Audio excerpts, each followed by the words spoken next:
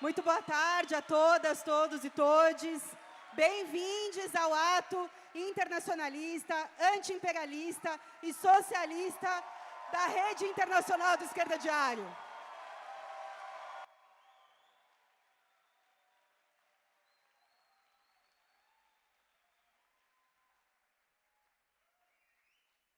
Bom, me apresentar, eu sou Letícia Parks, essa aqui é a Mafê Macedo. A gente vai ter o prazer de conduzir as atividades aqui hoje do nosso encontro. Dizer que a gente constrói o movimento revolucionário de trabalhadores, que é a seção brasileira da fração trotskista, construir uma esquerda diária, e a gente tem a honra de apresentar esse ato, que é a abertura da 14ª Conferência da Fração Trotskista pela reconstrução da Quarta Internacional.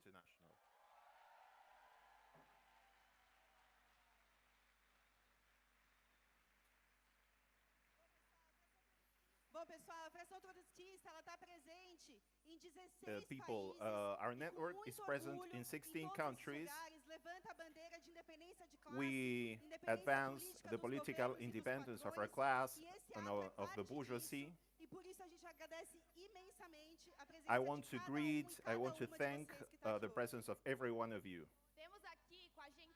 Today we have delegations from every state, from a lot of states in Brazil and of the world. Very proudly, I will announce everyone which is present here.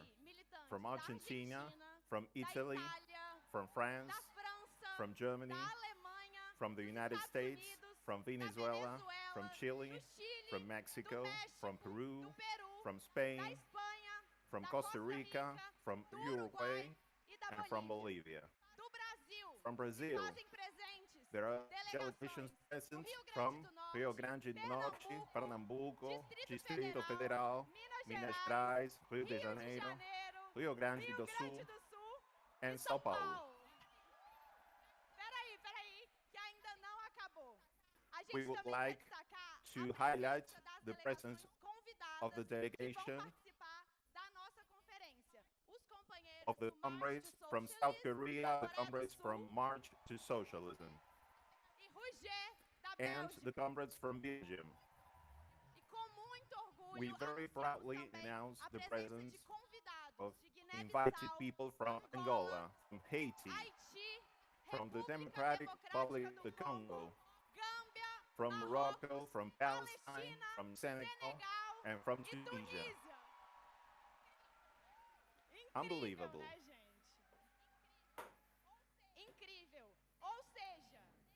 Here we have in this hall delegations from 14 countries from the international network of La Izquierda Diario. We have representatives from a lot of countries.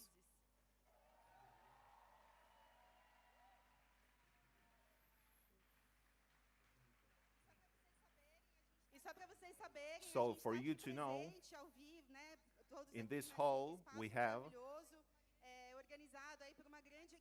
this meeting is organized by a great team of many comrades. We are live broadcasting for the whole world with simultaneous translation to many languages, to Italian, English, Portuguese, etc.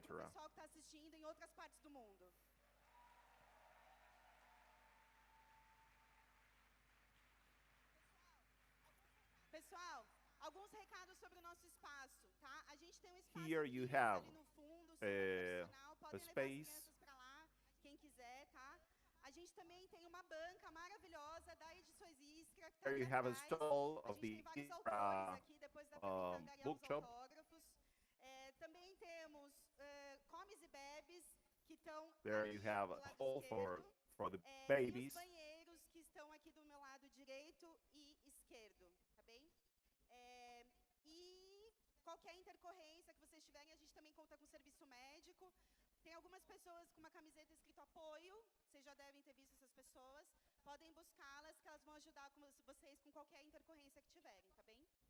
E agora um segundo recado muitíssimo especial. We have a very special invitation.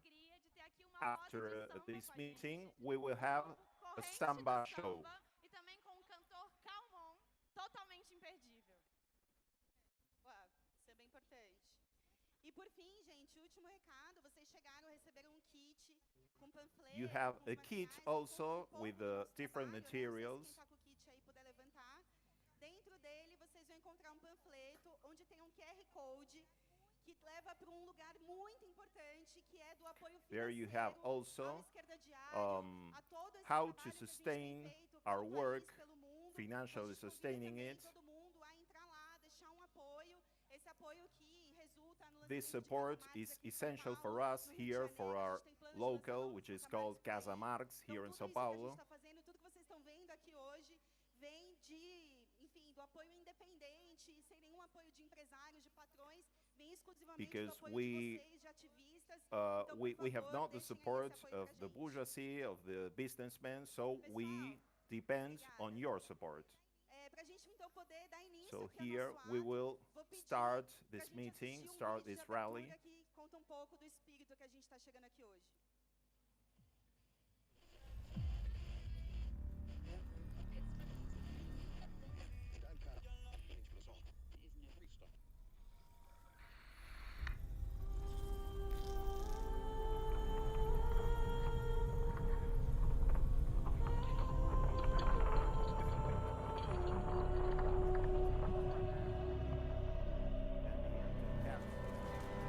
Then nothing can be changed.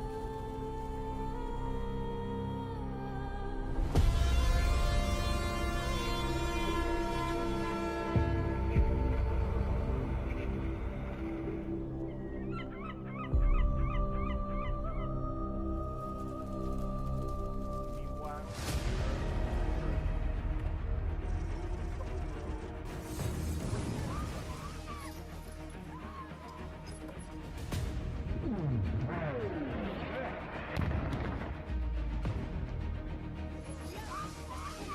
come back to genocide.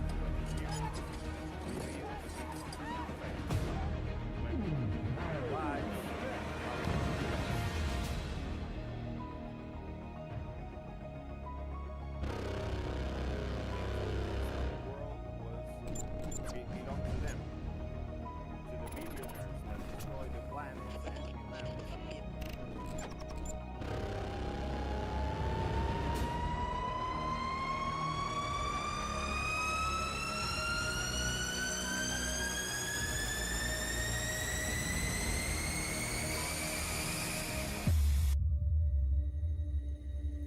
But they do not expect Estoy del otro lado con la comunidad, trabajadores, la casa.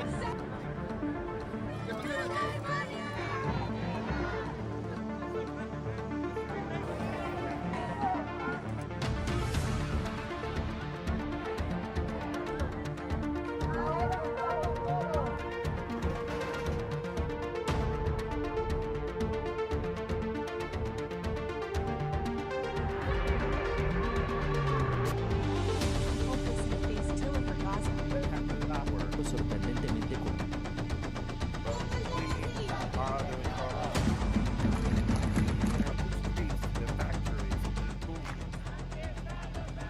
we are the strength that moves the world.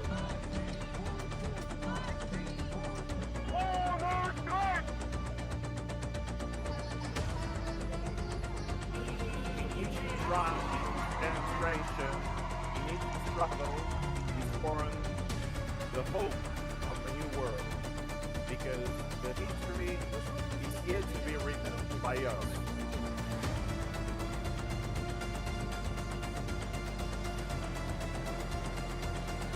Against imperialism, against the defunding governments for a socialist future.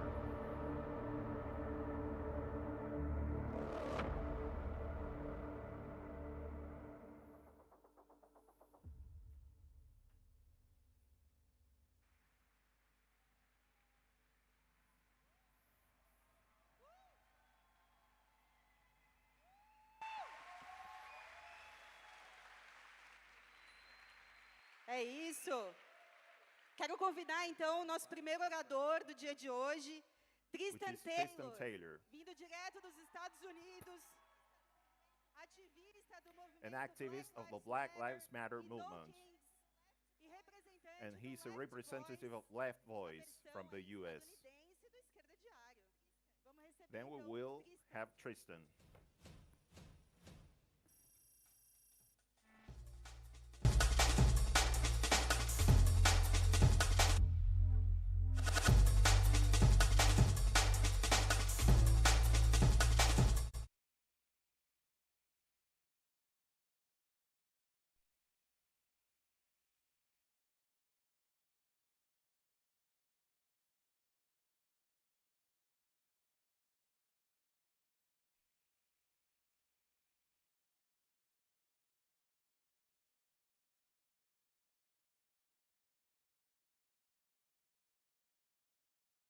Trump heard.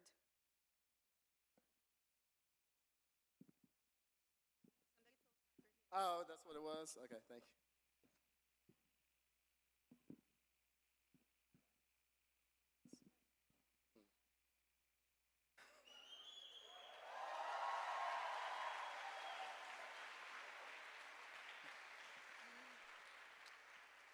My name is Tristan Taylor.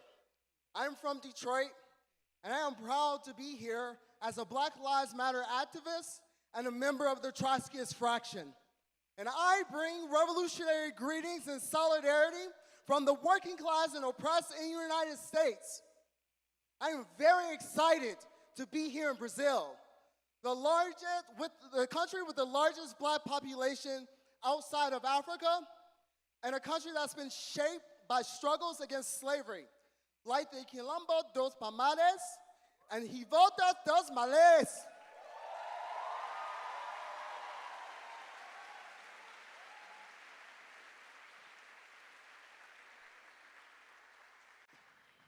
The first thing I want to tell you is that the youth and the working class of the United States are rising up strongly against Trump.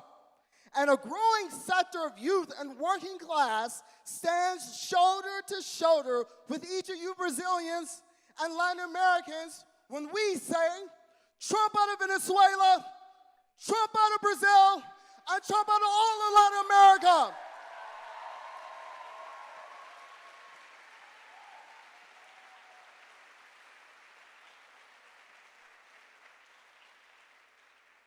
At a time of ongoing international reordering, where the U.S. hegemonic position over the world order is weakening, the U.S.'s grip on Latin America becomes essential in its attempt to reassert its dominance in the region via military interventions, international debt, and austerity policies. A nationalist, fiercely reactionary politics is felt through shameless racism and xenophobia against immigrants, undocumented workers, all the Mexicans, as all Latin Americans are dubbed by the racists in the United States. But anti-imperialism runs through the veins of large swaths of activists in the United States. But not only. The feeling that the actions of U.S. imperialism goes against the interests of the American working class exists on a massive scale. The far right takes advantage of this sentiment in the absence of a revolutionary alternative, but they are unable to completely block a pathway towards revolutionary anti-imperialist politics. Trump has also escalated the usage of immigrant enforcement agency known as ICE in his so-called war against crime and narco-terrorists, which in actuality is a war against undocumented workers. But in major cities like Los Angeles, Portland, Chicago, and New York, workers, youth, and community members have united to confront ICE head-on, shouting, "ICE out now!"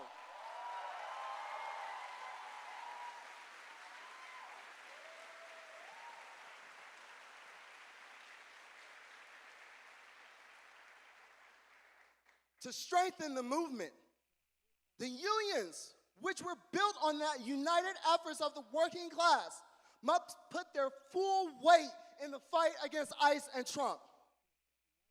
Like everywhere else, the neoliberal order has launched an assault against the living standards and labor rights of the U.S. working class, leaving thousands of workers, documented and undocumented, in increasingly precarious situations that make it hard for them to afford housing and basic necessities. But the working class and oppressed have not remained silent.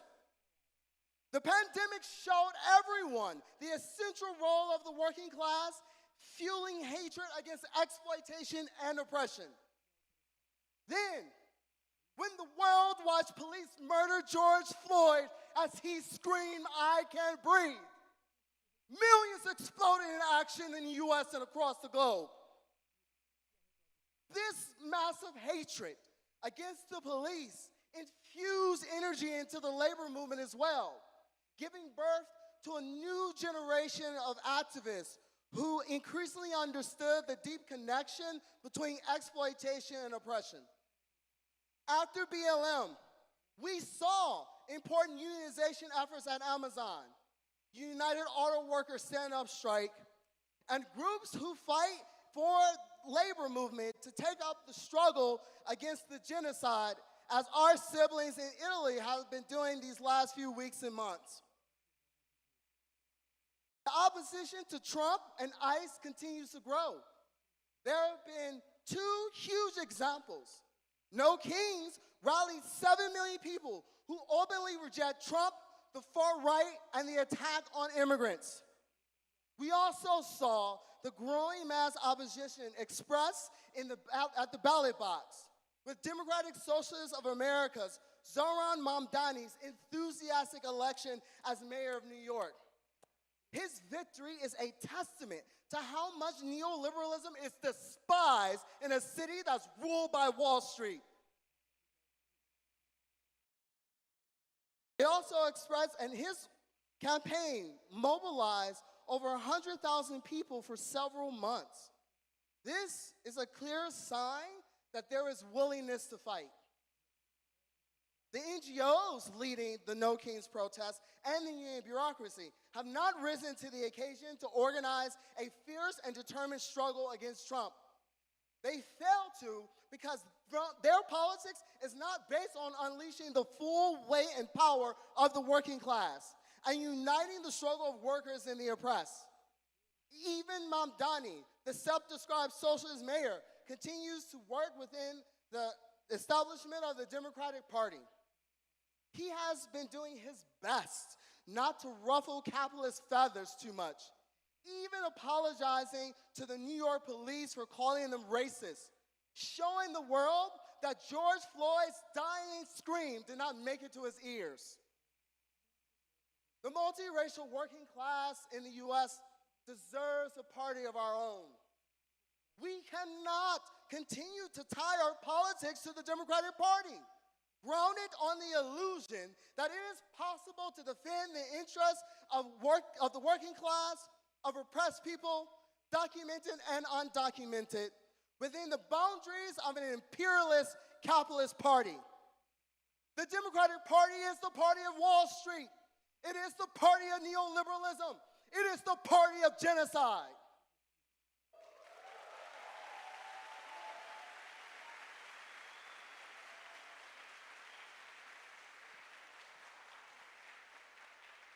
As Left Voice, we are calling on the Democratic Socialists of America to break with the Democrats. As the largest socialist organization in the country, it bears particular responsibility in the process of creating or hindering the formation of a new party. We say that the party we need must unite all workers, no matter their status or tier. We need a truly anti-imperialist party, one that fights with every fiber of its being against the idea that our working class siblings are our enemy, and the idea that the bureaucratic authoritarian Chinese Communist Party is our ally.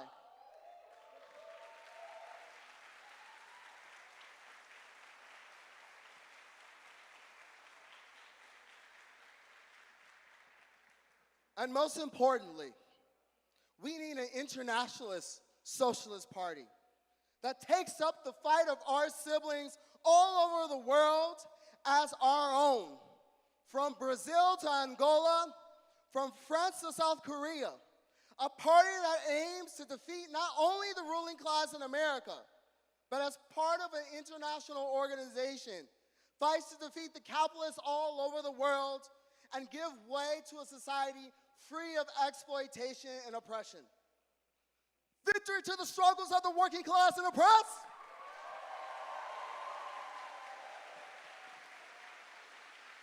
Down with world imperialism and capitalism. And long live socialism.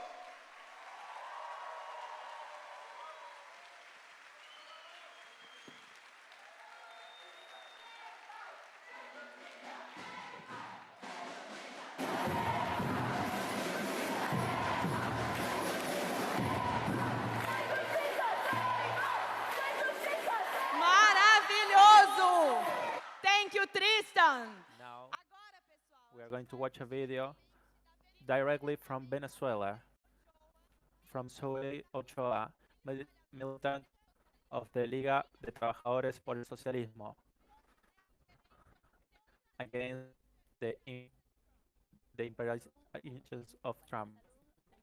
Hello, comrades gathered at this international event. We send our greetings from Venezuela, a country that is being besieged and attacked by US imperialism, and which is faced with a government that, distancing itself from the mass movement, has decided to tremble on it under a military civil police regime, as they call themselves. The aggression against Venezuela has the facade of a war on drugs, but we all know that this is a great force perpetrated by US imperialism, a pretext to extend its influence in the region, a blatant display of neo-colonialist arrogance reminiscent of the old Monroe Doctrine. All of this is an expression of a world in which the competition among capitalist power is intensifying. In the geopolitical game, we are merely pawns on their chessboard, where the struggle for the exploitation of the resources and the subjugation of our people rages on. It is essential to vehemently reject the attempts at imperialist intervention by the United States in Venezuela. For decades, US imperialism has sought to forcibly regain control of the Venezuelan government, but it has failed. Today marks a new attempt to do so. Historically, it tried during Chavez's presidency, but he was supported by the important sector of workers and the poor. Their mobilization prevented and defeated imperialist ambitions. Today, our working class is extremely weakened, having suffered harsh blows, both objective and subjective, which have accumulated over time. It is the national government that has distanced itself from the popular sectors, imposing anti-worker and anti-popular policies, decades of misery stemming from a capitalist crisis that it has unloaded onto the shoulders of the working class. It has imposed starvation wages, repressive policies, and also eliminated fundamental rights of the working class that have been won in the 20th and 21st centuries. To sustain such an economic setback for the working class, the women, the youth, and the masses, at the same time to confront the attacks of the right wing, which was always supported by US imperialism, government unleashed brutal repression. It went from being a government that made small concessions to the masses, that is, a Bonapartism with popular support, to a brutally repressive government, that is, a reactionary Bonapartism. And it could not do this alone. Of course, it did so together with the sectors of the bourgeoisie and the business sectors of the country that have been imposing a capitalist crisis on the working class and consumers from the lower classes. Of course, these circumstances make the countries and its people more vulnerable. We know that the only way to stop imperialism and financial capital is through a powerful movement in the street that has freedom and initiative. That is why we condemn attempts at intervention and colonialism by US imperialism. But we also reject repression at the domestic level. We demand democratic freedoms and freedom of association and mobilization for the working class. If we reach the stage of direct military aggression in the country, we are confident that, in addition to repudiating the national government, there will be an anti-imperialist consciousness among the working class and the masses that will allow them to renew their struggle and their strength. We condemn vassal politicians such as Maria Corina Machado, Leopoldo López, and others who demagogically exploit the hardships of the people to justify and assist the neo-colonialist aim of US imperialism. It is reprehensibly servility. We call on the people of Latin America and the Caribbean, the working class, students, women, progressive sectors in Europe, and above all, the American people to mobilize against US intervention in Venezuela. We call on them to mobilize in each of the countries against their own imperialist governments. And this is what we are trying to make a reality as the Trotskyist Fraction-Fourth International. For the defeat of imperialist aggression in Venezuela, down with US and European sanctions against the Venezuelan people, for the revolutionary perspective for Venezuela and class perspective. Muitíssimo importante essa denúncia vinda diretamente da Venezuela, e eu quero chamar vocês a fazerem o que já começaram a fazer. Levantem bem alto todos esses cartazes fora Trump da Venezuela. Against Trump in Venezuela, out Trump of Venezuela.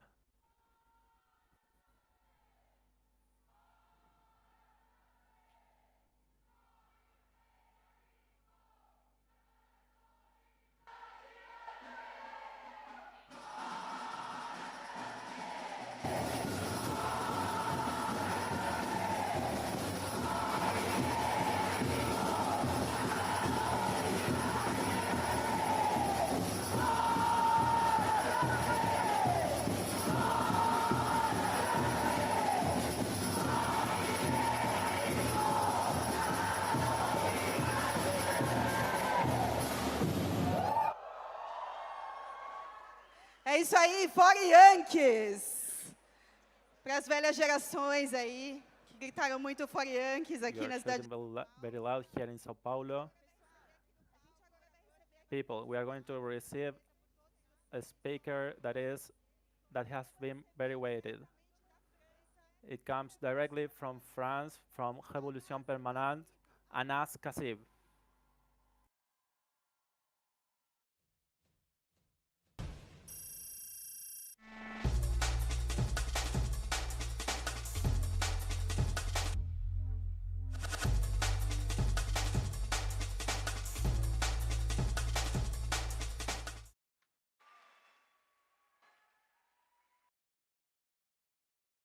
Good day, São Paulo.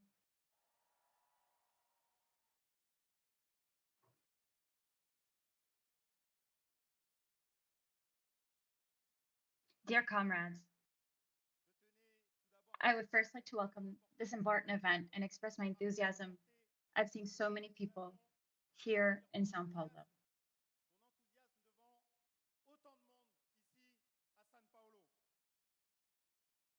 I joined Révolution Permanente and the Trotskyist Fraction in 2017, the year Macron came to power in France.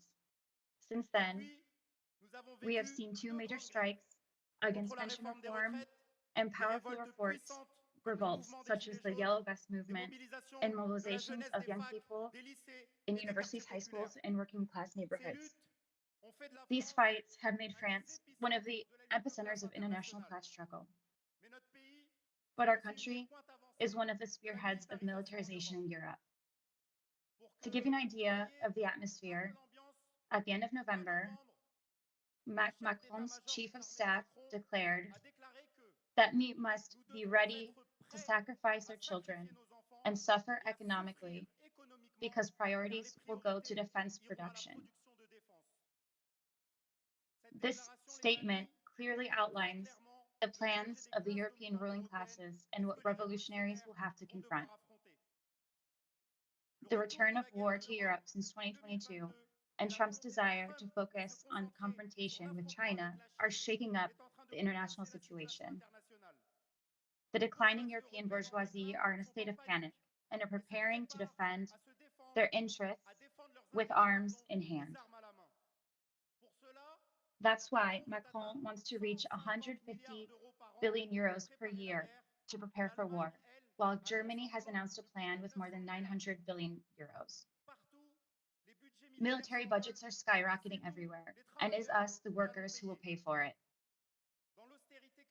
In the austerity measures being prepared by the French government today, there is, for example, a reduction of 7 billion in healthcare spending and an increase of 7 billion in military spending. These measures are accompanied by increasingly intense military propaganda. A French historian once said, "Waging war is never a given. You have to convince, mobilize, and give meaning to violence." So, in many countries, soldiers are brought into schools to meet children from an early age. Full-scale military tests are organized to accustom the population to the presence of the army, and above all, military service is being revived. The main arguments used to defend these measures are the Russian threat, the defense of democracy, and support for the Ukrainian people. These are obviously just excuses. If there remains any doubt, look at how the imperialists treated Israel's invasion of Gaza. For 2 years, the same people who condemned the bombing of hospitals and schools in Mariupol or Kharkiv have supported it when carried out in Rafah or Khan Yunis. Putin's invasion is an attack on the Ukrainian people that must be strongly condemned.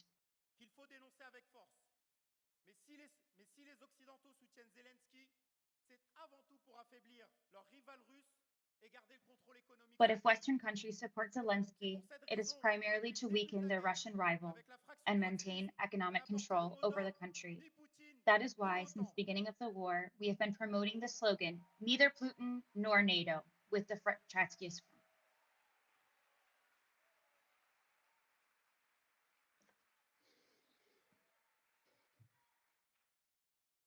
Il y a une autre issue que la peste ou le choléra, une politique indépendante des travailleurs russes et ukrainiens. Ce que proposent les impérialistes face à la guerre, c'est une Ukraine déchirée économiquement et totalement soumise. Nous ne voulons ni une guerre sanglante, ni une... But there is an alternative to the plague or cholera, an independent policy of Russian and Ukrainian workers against Putin, Zelensky, and NATO. The only thing the bourgeoisie can offer the Russians and Ukrainians is a bloody war or an unjust peace. All alternative is revolution, a struggle for a genuine self-determination for the Ukrainian people and all the peoples of the region, which can only be achieved within the framework of a socialist Europe. Mais le combat contre la militarisation, c'est aussi un combat contre le durcissement autoritaire. But the fight against militarization is only a fight against authoritarian crackdowns. War against the exploited and oppressed always precedes war between powers, because they first need to discipline those who oppose their plans. In recent years, anti-immigrant, Islamophobic, and racist laws have been multiplying, paving the way for the far right. But Le Pen or Meloni don't need to be in power for us to see deportations, attacks on mosques, migrants locked up in detention camps, and deceased into graveyards. In light of this, we must defend the freedom of movement and residence more than ever, as well as the regularization of all undocumented migrants across the globe.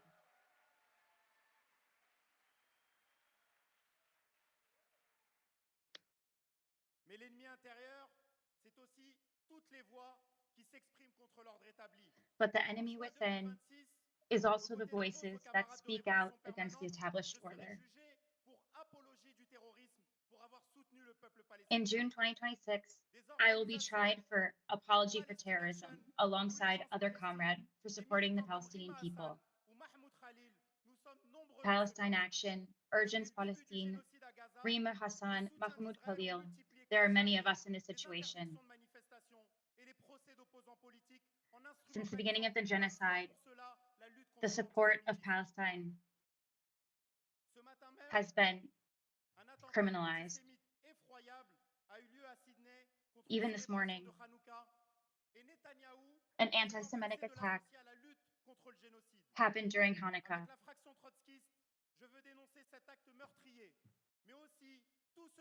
With the Trotskyist Fraction,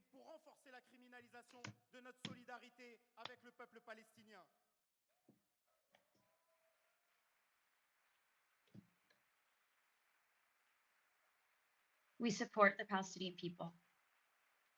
Free, free. Free, free. Free, free. Free, free. تحيا تحيا. تحيا تحيا. تحيا تحيا. تحيا تحيا.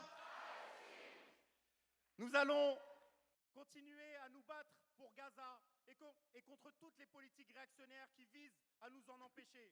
We will continue to strongly denounce the ongoing genocide and fight against all reactionary policies.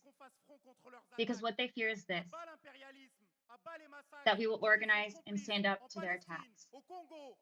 Down with imperialism, down with the genocide in Palestine, Congo, and Sudan.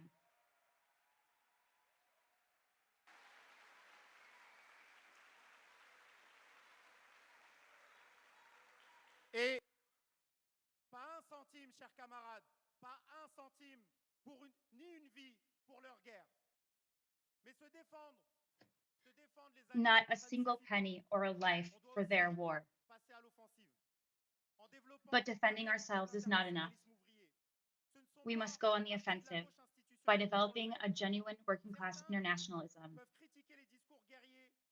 It is not the institutional left-wing parties that will do it.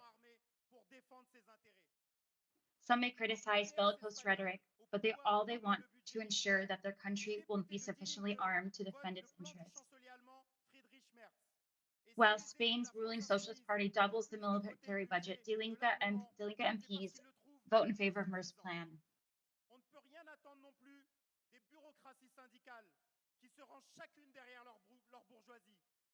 We can't expect anything from the union bureaucracies who stand in line behind their own bourgeoisie.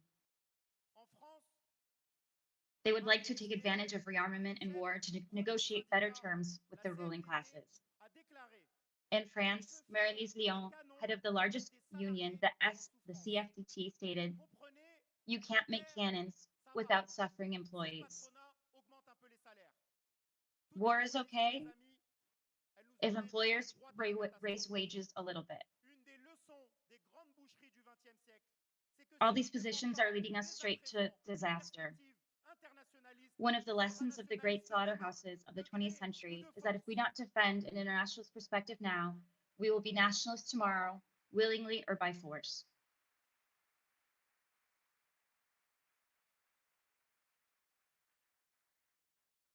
Mais l'histoire, les amis, elle nous apprend aussi qu'à chaque fois que les capitalistes nous ont menés vers la guerre, but history also teaches us that every time capitalists have led us into war, they have paved the way for revolutionary uprisings. The only thing that can stop Trump, Putin, Macron, and the others is the return of class struggle on the international scale. That is why we refuse to be pessimistic, not out of naivety, but because we are convinced that it is possible to repair, organize, and change the course of events.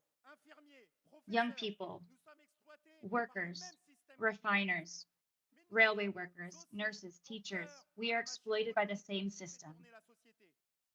But we are also at the heart of the economic machine that drives society.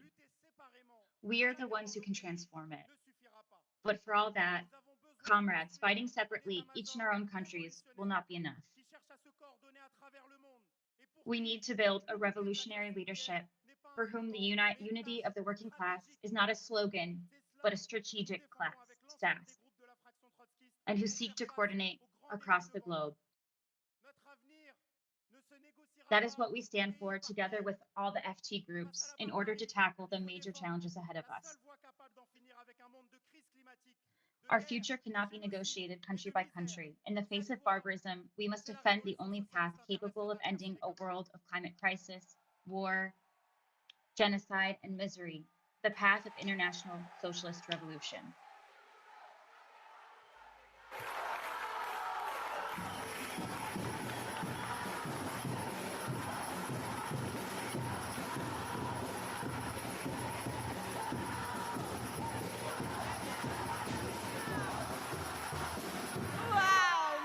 beaucoup, Anas. E agora, pessoal, eu queria chamar dois militantes do MRT. Thank you, Anas. Bruno Gilga, participante We da will Global call Sumut two Família e trabalhador comrades, da USP, Bruno e Gilga, Leandro Lanfredi, who was a member of the ex-bombeiro e diretor do Global Cipep Smooth Flotilla, do Rio de Janeiro. e Leandro Lanfredi, who is an oil worker from Rio de Janeiro.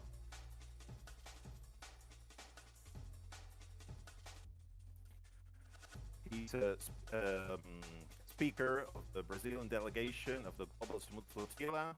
Leandro Lanfredi is a leader of the Oil Workers Trade Union. Companheiras, companheiros, companheiras, eu não tenho como descrever a alegria e a satisfação enormes de estar aqui na presença de cada Comrades, e cada de vocês I can't que describe veio aqui hoje the happiness that I feel para fortalecer to be in front of you imperialista, para falar justamente in this rally, sobre o centro dessa luta no mundo hoje, to strengthen the struggle against imperialism, nesse momento, and to speak precisely about the question at the center of that struggle today, which is the struggle of the Palestinian people. o regime sionista, o Estado ilegítimo de Israel, In Palestine today, under the false name of ceasefire, the illegitimate state of Israel, with the support of US imperialism, both under Biden and Trump, and the support of the biggest European powers, has not stopped agora com Trump e também das potências europeias. Acontece que por outro the lado, massacre companheiras e companheiros, of the também não Palestinian parou people nenhum único dia. for a single day. A luta incansável do povo palestino em defesa do seu direito de existir, contra o genocídio e por uma Palestina livre do rio ao mar. Against the genocide for a free Palestine from the river to the sea.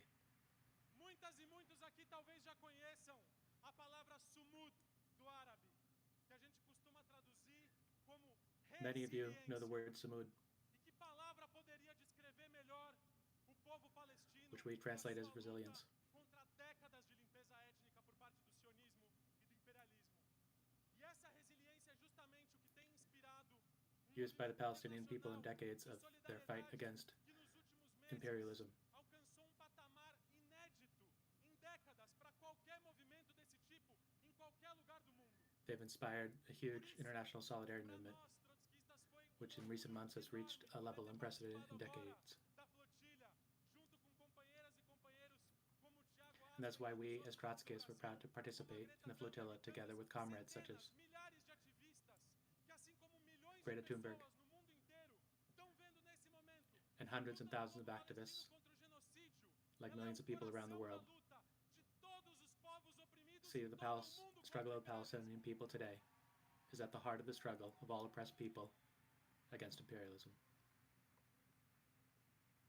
E companheiras, companheiros, quando o regime sionista tentou deter essa solidariedade com os drones And comrades, when the Zionist regime tried to stop this no dia solidarity seguinte não foi só a gente by bombing our que boats from a gente drones, ia seguir em frente.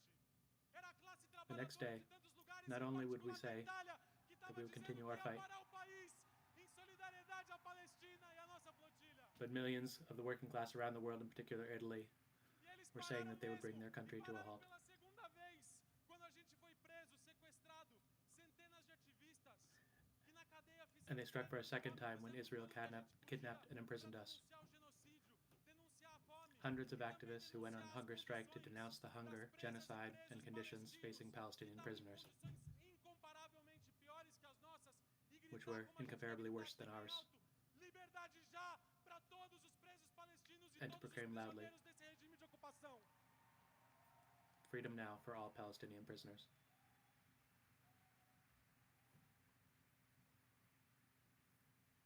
Eu quero aproveitar isso para saudar aqui a presença da Rede Internacional de Solidariedade I want to com take os advantage prisioneiros palestinos, Samidum, e na pessoa da companheira Rawá, do companheiro Rabi, de tantos outros que estão aqui, a presença to send do greetings Janiá, to the da Palestinian Frente prisoners Palestina de São Paulo e de vários camaradas, ativistas e movimentos da luta em solidariedade à Palestina que estão presentes aqui hoje, porque a presença de vocês nos orgulha muito.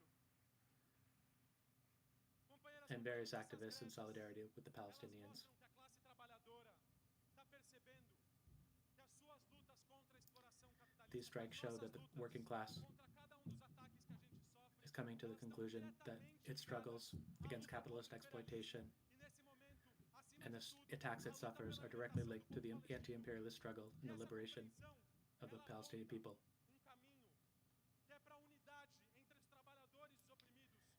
And this points the way to the unity among workers and oppressed people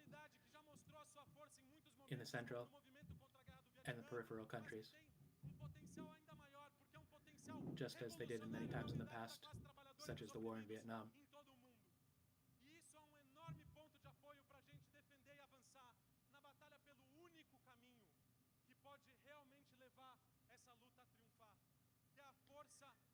The only way in which this struggle can win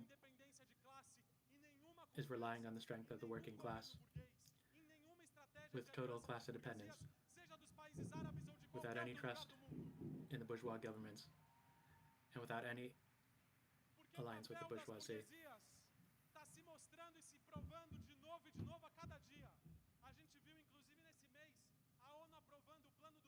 The role of the bourgeois governments is being demonstrated every day. We saw the UN approve Trump's plan for Palestine with the support of European governments, Arab governments, and even China, which some would like to convince us is an alternative to imperialism, but which remains Israel's second largest trading partner in the world.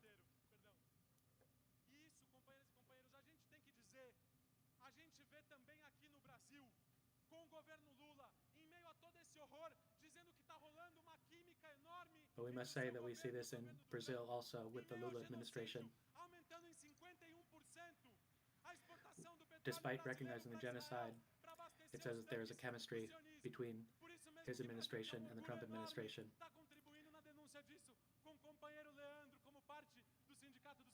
And in the midst of the genocide, Brazilian exports to Israel have increased by 51%. And that's why we're proud to contribute alongside our comrade Leandro, who is part of the Rio de Janeiro Oil Workers Union.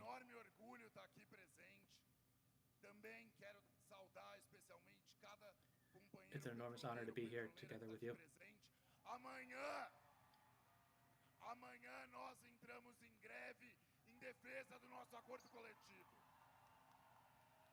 Tomorrow we're entering into strike. A nossa luta the oil workers. Para que não seja enviada nenhuma gota de petróleo brasileiro para Israel. Não aceitamos. Our struggle is so that not even one drop of oil be delivered to the state of Israel from Brazil. We will not allow Brazilian oil to be used for the massacre of Palestinian people.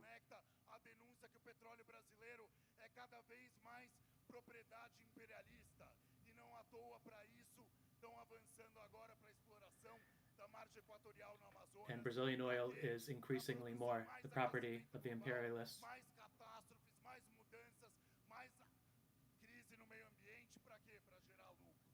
Producing more global catastrophes.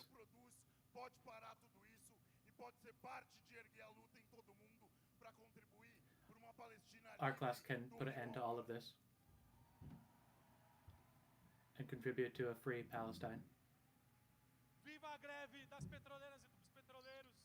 Nenhuma gota de petróleo brasileiro para Israel. Long live the struggle of the oil workers. Companheiras e companheiros, para concluir, eu queria dizer and an end to the delivery of Brazilian oil to Israel.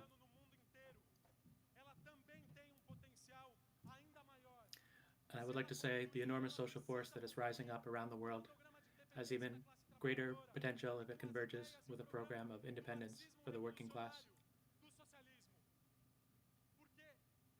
with the ideas of revolutionary Marxism, with the program of socialism.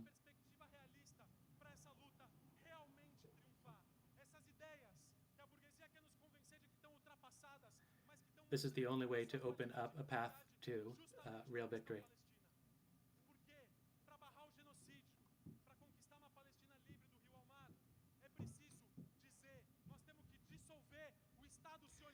Because ending the genocide and achieving a free Palestine from the river to the sea is only possible by dissolving the Zionist state, which is and can only be as a colonial occupation and an apartheid state based on racist oppression.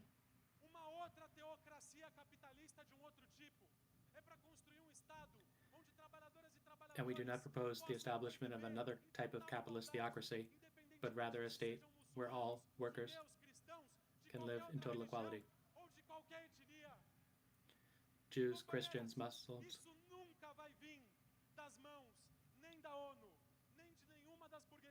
This will never come from the UN, nor from the Arab bourgeoisie. It's only possible through the methods of the working class.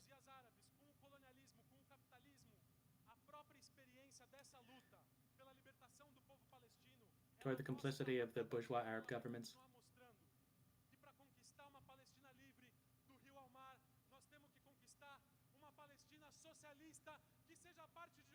to achieve a free Palestine from the river to the sea.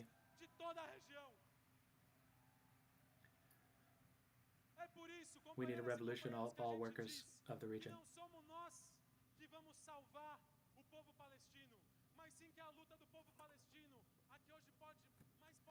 That's why we say it is not us who will save the Palestinian people,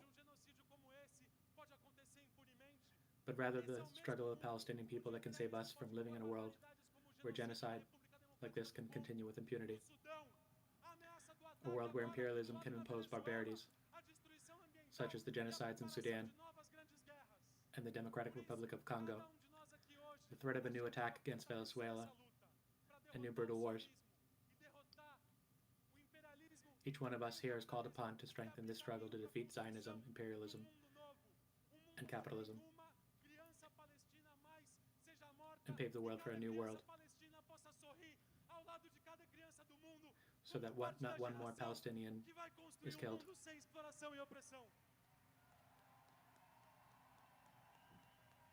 And we're part of the generation that's going to build a world without exploitation or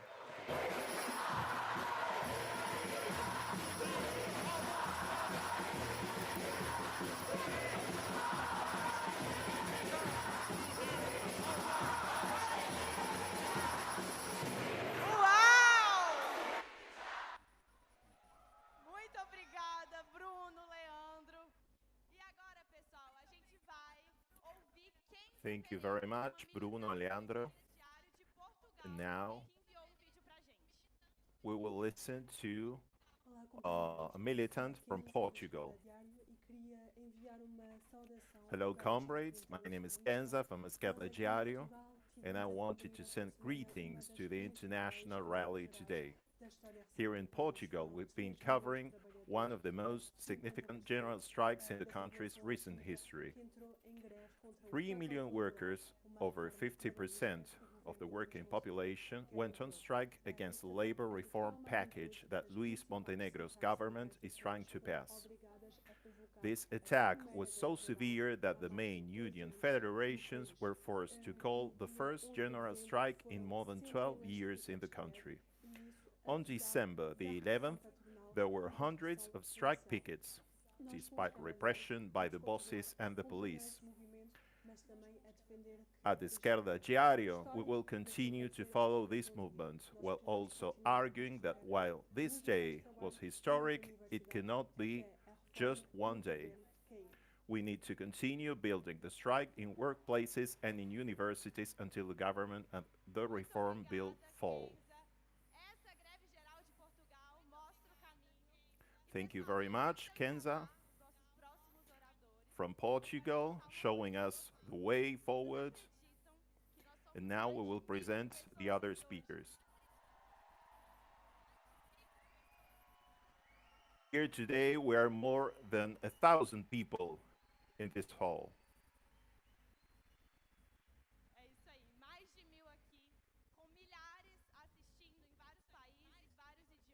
More than 1,000 here, and thousands watching this in many other countries. We want to greet the cities of Jujuy and La Plata in Argentina.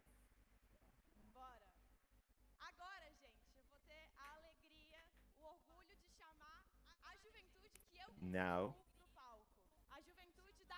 we have the pride to call the youth from France, and the Spanish state.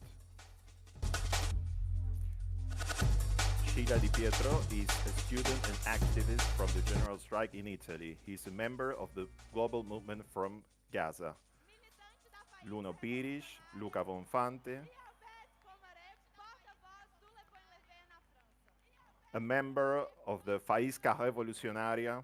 Ciao a tutti, è bellissimo vedere come la rabbia contro questo sistema e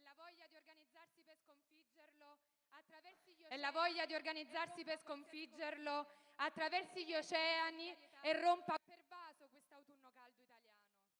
A settembre, mentre Israele intensificava i suoi attacchi su Gaza, abbiamo seguito la Global Sumud Flottiglia con mobilitazioni dal basso. In questo contesto, con dirompenza, la forza della classe lavoratrice si è vista. I portuali di Genova, davanti a 50.000 persone, affermavano che se avessero bloccato la flottiglia, noi saremmo stati pronti a bloccare tutto. Così l'annuncio di uno sciopero spinto dai portuali di Genova e indetto dal sindacalismo di base ha rimesso nel baricentro della solidarietà internazionalista i luoghi di lavoro, consentendo alla classe lavoratrice di irrompere nella scena politica come non si vedeva da più di 20 anni in Italia. 20 anni caratterizzati da una pace sociale che ha portato questo paese ad essere uno dei primi in Europa ad essere governati dalla destra ultraconservatrice e reazionaria della Meloni. Come corrente femminista rivoluzionaria, il pane e le rose, denunciamo che la destra in questi anni ha sistematicamente schiacciato i diritti delle persone migranti ed LGBT per garantirsi una base sociale di consenso, mentre continuava ad impoverire e piegare una massa sempre più ampia di persone alla soglia della povertà. Una destra che però oggi svela chiaramente i suoi obiettivi: impoverire per finanziare il riarmo, mentre noi nelle piazze gridiamo a gran voce: abbasso le armi e in alto i salari!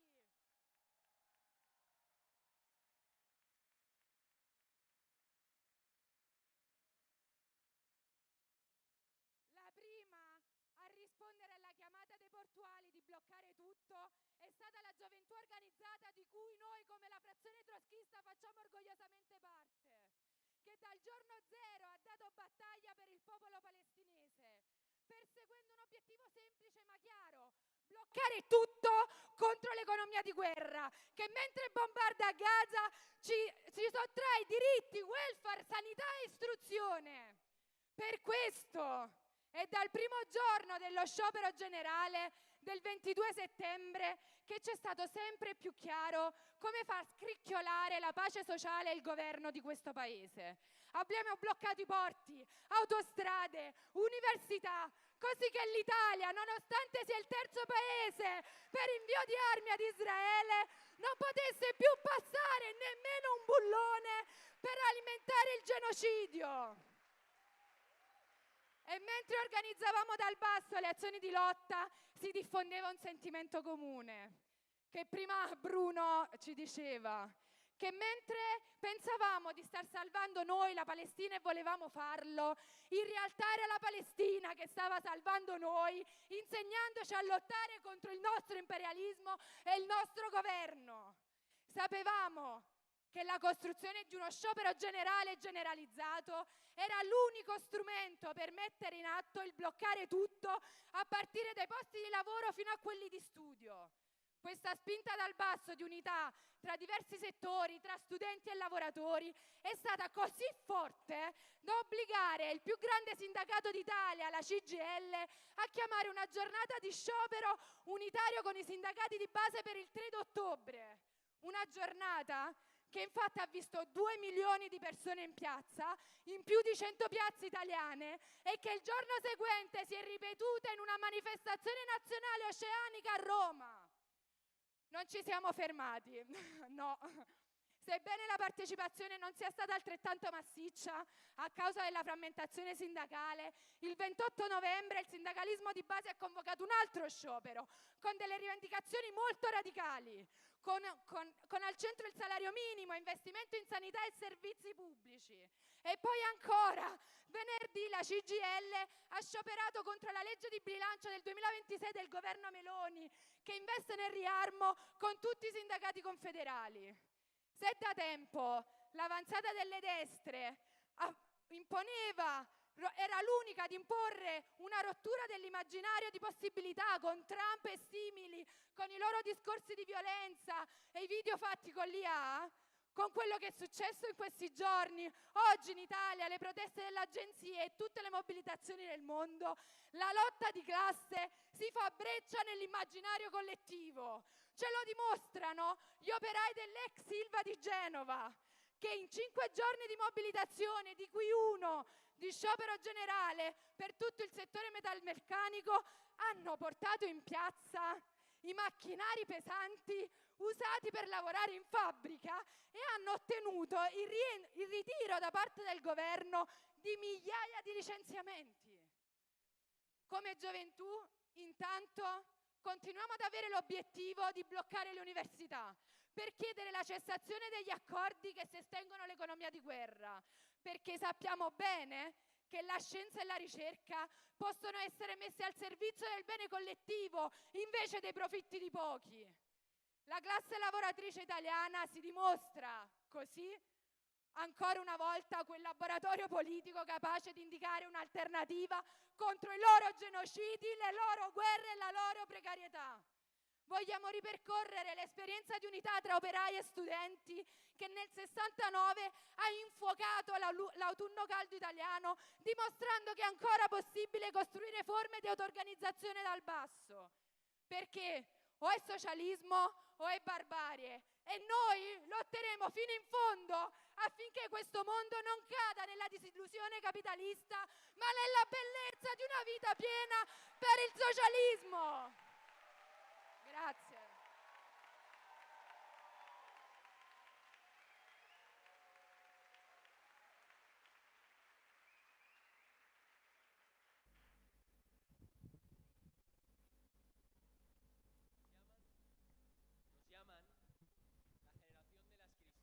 We are called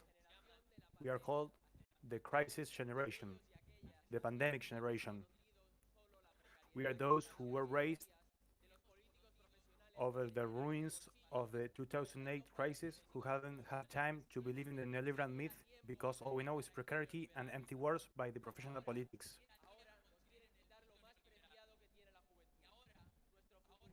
Now they want to take the most precious things the youth have, our future. They ask us to make sacrifice to fund the military while they cut back on education, healthcare, and retirement. They want to impose the return of military service on us, on Europe. According to Macron, there is a generation ready to rise up for the defense of the homeland. They want to prepare us for new wars. The US and Europe are reinforcing their borders against those who flee from hunger and misery caused by the plunder of multinational corporations and imperialist countries. From Meloni to Sanchez.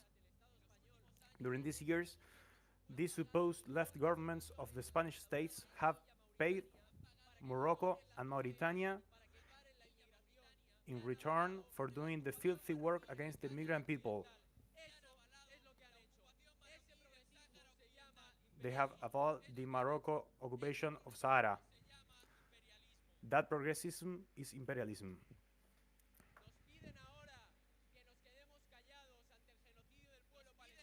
They ask us to be quiet when faced with their complicity and to look away from the genocide committed by Israel. But we are not going to do that.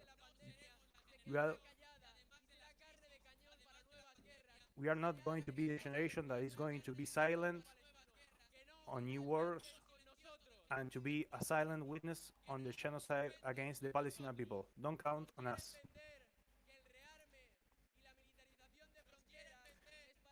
They want to tell us that the rearm and the militarization of the borders are to defend us. That's a lie.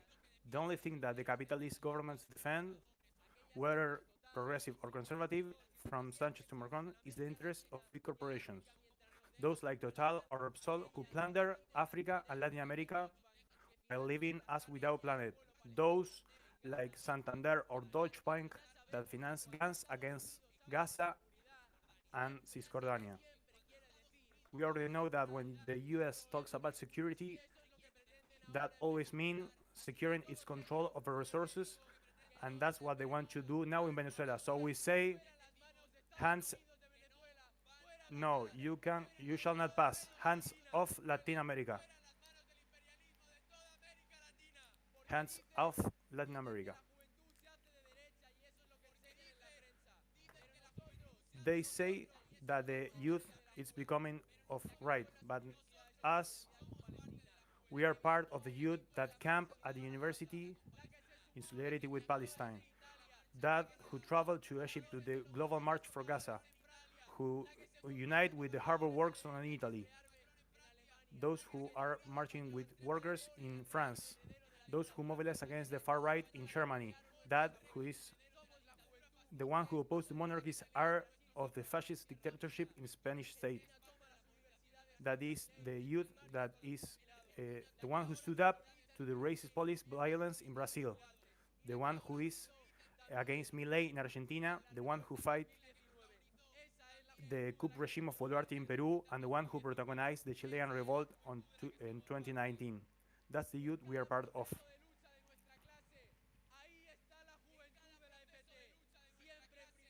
In every uprising of our class, there is the youth of the FT, always fighting to unite students with workers, from the solidarity with the Garaham Hospital in Argentina to the picket lines with the striking workers in France against the pension reform, always fighting to develop self-organization from below against those who try to contain this uprising from above. This is who we are. Contracorriente, Le Point Levé, Waffen der Kritik, Enclave Roja, FAISCA, and so many more. Always at the first line. We are students who want to put our knowledge to the service of solving the big problems of society. We don't want to become cheap labor for factories, where they want to expose the sons of the working class. We have to recover the French my spirit. Let's move from criticizing the class-based university to questioning class society. We are young workers tired of precarious jobs, part-time work, with temporary contracts that are not enough to pay rent. What sense does it make for the youth to be without work while our parents are forced to work until their 70s? That's why we fight for the distribution of work, so that we can all have jobs but work less and live more.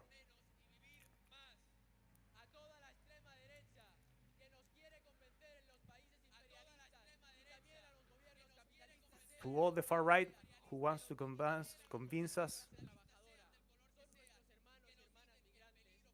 they say the danger for the working class is our migrant brothers and sisters. That is a lie. The danger for the working class is the far right politics, which attacks the unions, public services, and the LGBTQI community. Those are the threat.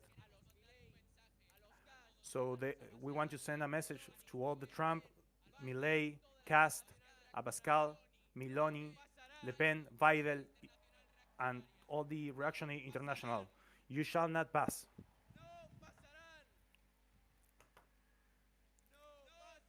You shall not pass. You shall not pass. You shall not pass.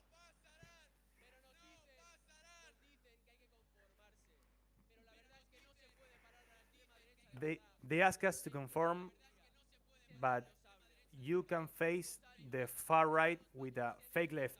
I know what I'm telling you. Last years on the Spanish state, we have social liberals governments from Podemos to Communist Party, and the only thing they are doing is to open the door for them. There are more youngsters arguing with the institutional politics. The youth of the Linke arguing its direction for their complicity on the genocide of Palestine. They ask us to conform with the less evil. But which is the less evil? How many euros of rearm for wars? How many guns sell to Israel? How much time without making to the end of the month? How many murders on the borders we must tolerate? That's not a less evil. They ask us, the reformist wants to impose the resignation that leads to defeat, and we want to prepare the victory path. We are not starting from zero. We have on our backs the legacy of our class. On times of free arm, we take the flag of the revolutionaries who stood upon on the First World War. The only way out to capitalist barbarianism is socialism.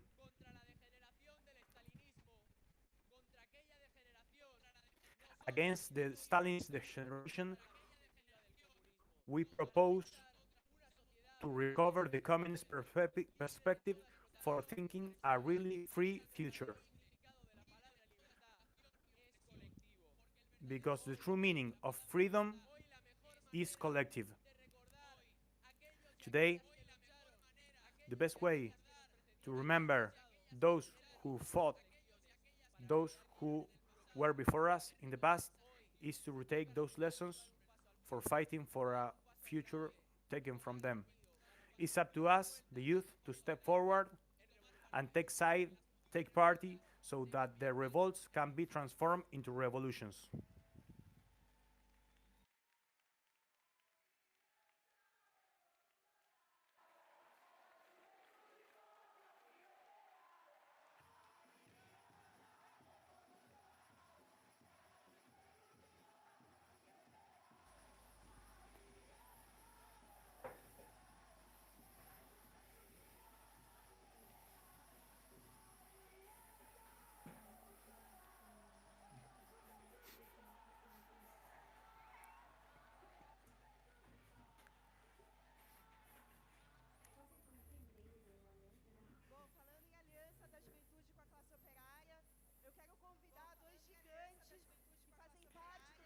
After the youth who is allied to the workers' cause, which builds the Workers' Revolutionary Organization, I will invite Marcelo Pablito, who is a member of the Secretary of Black People of the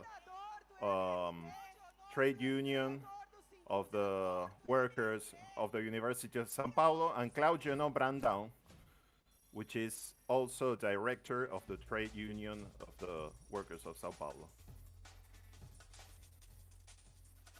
Marcelo Pablito is a leader of the MRT and member of the Sintuspi, the Trade Union of the Workers of the University of São Paulo.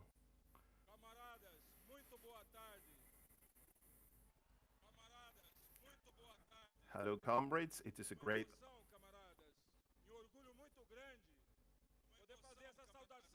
great honor for me to be here today. It is an honor because together with the comrades from Brazil and from Argentina, from the PTS, I had the privilege of being one of the founders of the organization that became the MRT in Brazil today.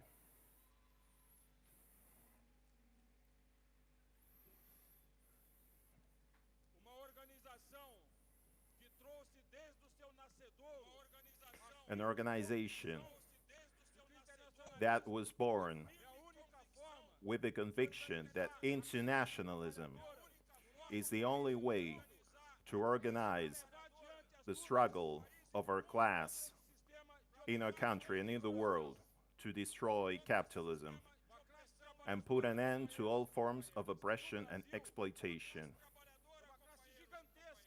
Comrades, Brazil is home to a gigantic working class, a working class that built a mass party amid the rise of the workers' movement in the 1970s and 80s and built a workers' party. However, this party and this working class built on the enormous energy unleashed by the struggle of our class, but it has long been used as a barrier to contain any revolutionary struggle.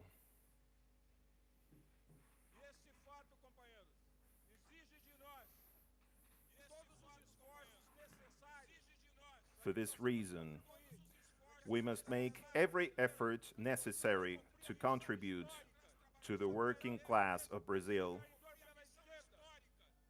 to make its historic task of overcoming the PT from the left, returning the bureaucratized trade unions to the hands of the workers,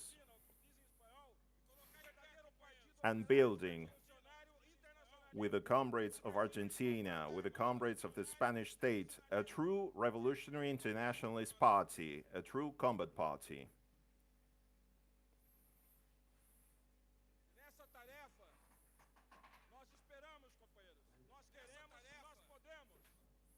In this task, we can contribute to the building of this party for the freedom of our class.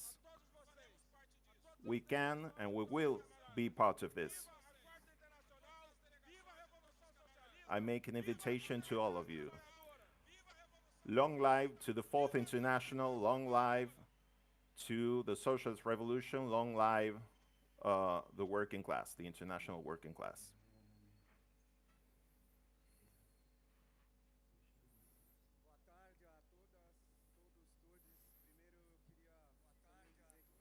Good afternoon. I want to say that I'm very proud to be at an internationalist event like this with many fighters, with my dear comrade Brandao and the comrades of the Trotskyist faction. I would like to begin by saying that Brazil, far from being a friendly country for all, bears a deep racist and slave-owning legacy, which is not a thing of the past.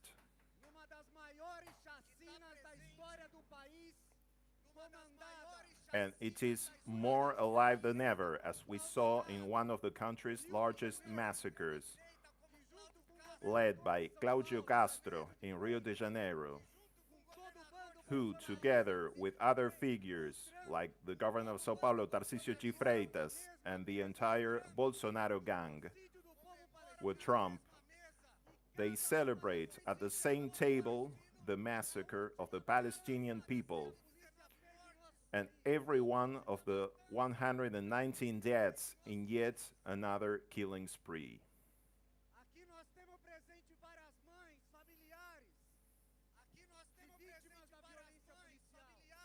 Here we have present the mothers of the victims of police violence.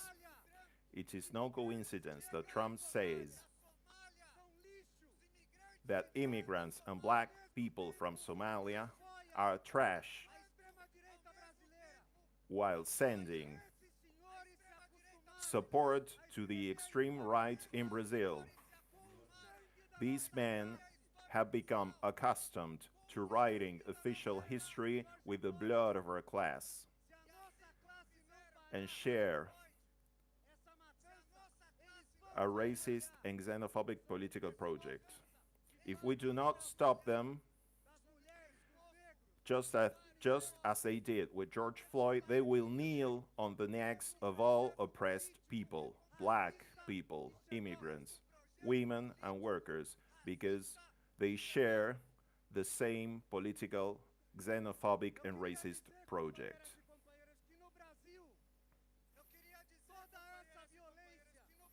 I would like to say that here in Brazil, all this violence also has its roots in the enslavement of millions of black and indigenous people who were torn from the African continent. And this bloodbath wants to make that us, black people, which work 12 or 14 hours a day, we work cleaning the bathrooms, we work cleaning in precarious works. The labor reform has the face of black people, of immigrant people in our country.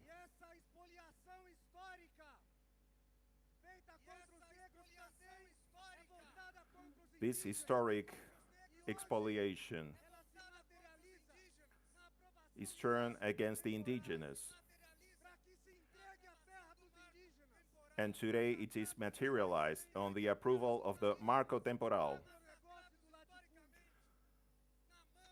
The indigenous have been massacred historically in working in the countryside. Black bodies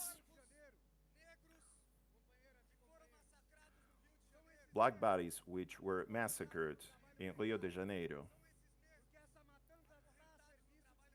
are the same who are exploited in precarious work. Because we have the worst jobs, having accidents in civil construction, having salaries, having very low salaries. In Brazil, this precarity is exemplified by Sonia, a black woman enslaved for 40 years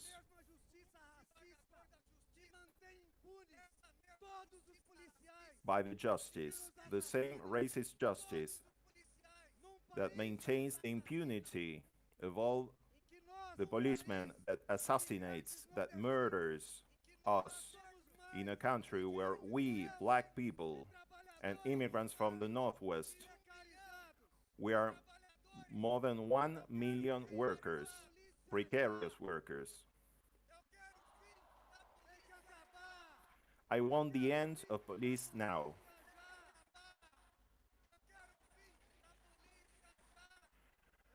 I want the end of police now. I want the end of police now.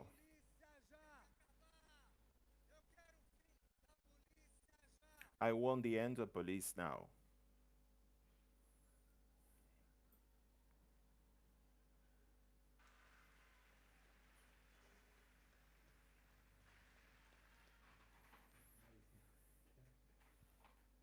Tamo junto, Mariana e todos os companheiros. Logo mais vamos chegar aí.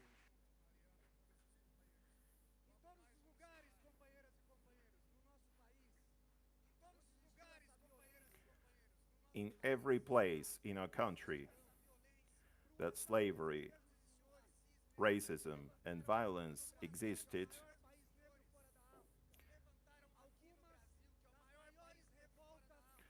here it is the biggest, the largest black country outside of Africa.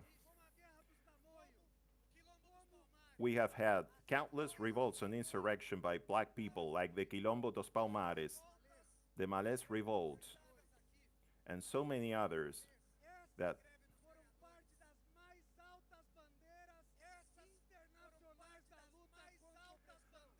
those were parts of great internationalist struggles against oppression. And the dominant class doesn't want us to know that.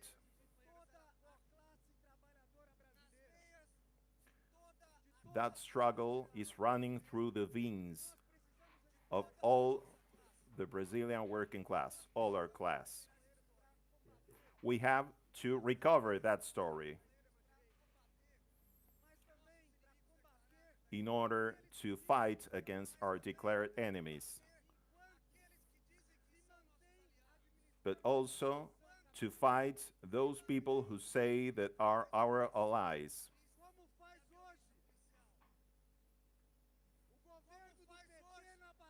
Like they do today,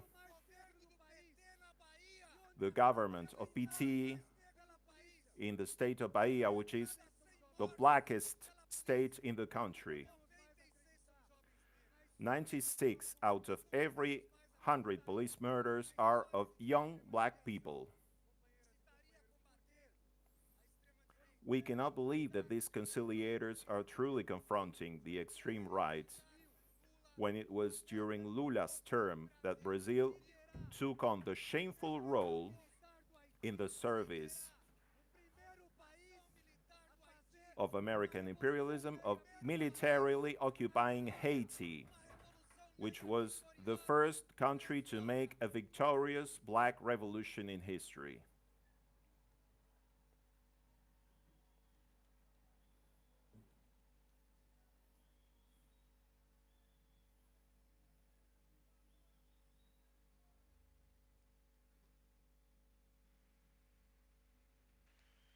Foi nessa ocupação.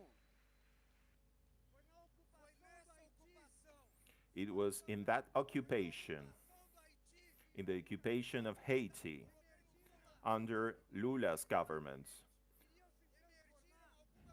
when ironically emerged some of the most iconic figures that were to be transformed into symbols of Bolsonarism, like General Heleno, like General Santos Cruz,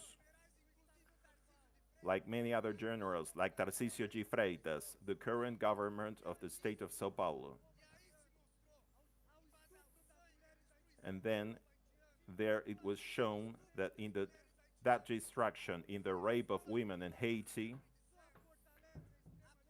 which this that we always say that class conciliation only strengthens the extreme right.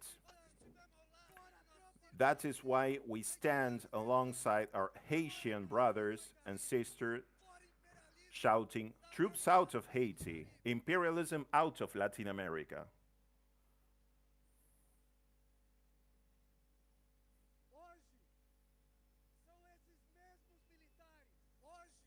Today, it is the same Brazilian military personnel who lead the occupation by means of the MONUSCO in the Democratic Republic of Congo.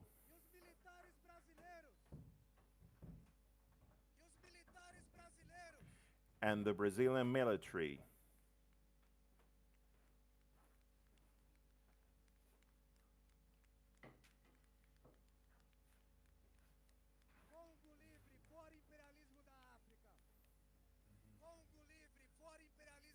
Congo free, imperialism out of Africa. Free Congo. Free Congo. Free Congo.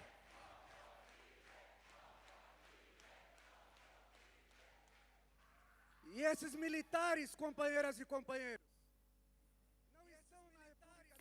these military personnel, they are not in the Democratic Republic of Congo, not out of any concern for the lives of the millions of Congolese killed in the ongoing genocide, but to maintain their agreements and subordination to imperialism,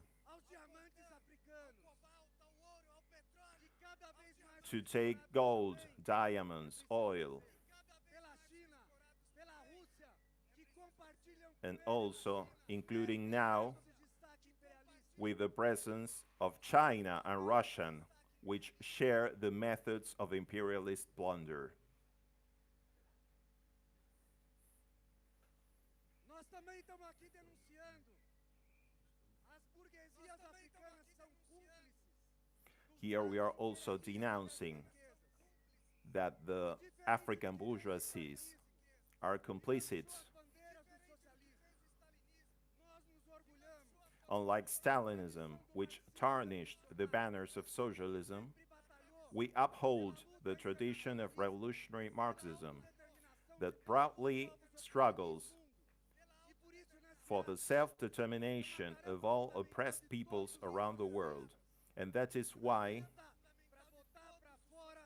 part of the struggle of socialists is the struggle to end centuries of imperialist exploitation on the African continent.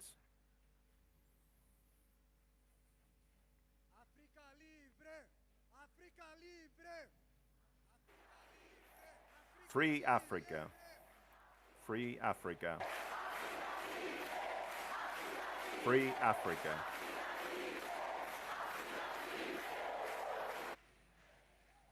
Muitas vezes não se diz, mas é essa expoliação. Muitas vezes está na raiz, mas é essa maior crise. Many times it is that exploitation which is at the roots of the crisis of this migrant crisis today. For example, there are the wars in Sudan and Somalia. It is that exploitation that makes that many immigrants abandon their lands to go for Europe only to find death and xenophobia in other countries. Like, for example, here in Brazil.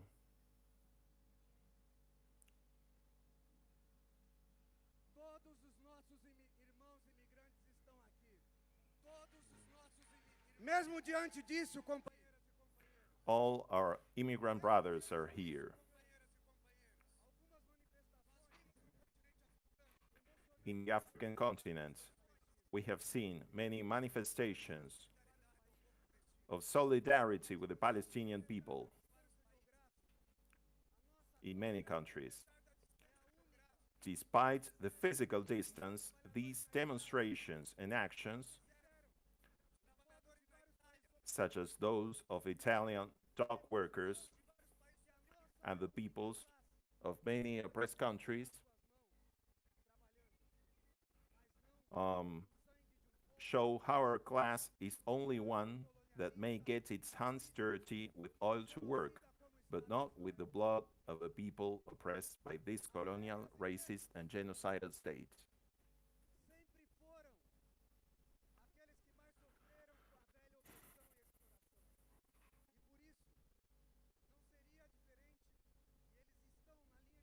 Das principais batalhas da luta de classe In Black Lives internacional. Matter in the Como foi US, o Black Lives Matter nos Estados Unidos? Como foi a revolta? As revoltas no Haiti? they are on the front lines of the main struggles of the international class struggle.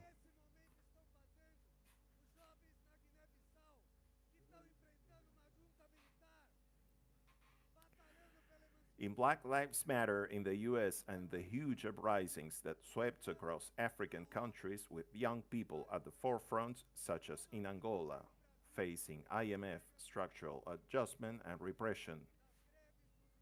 In Kenya, Mozambique, Madagascar, Morocco, Ghana, and Guinea-Bissau, like the revolts in Haiti, like the revolts in Angola, against the adjustment in Angola, facing the repression.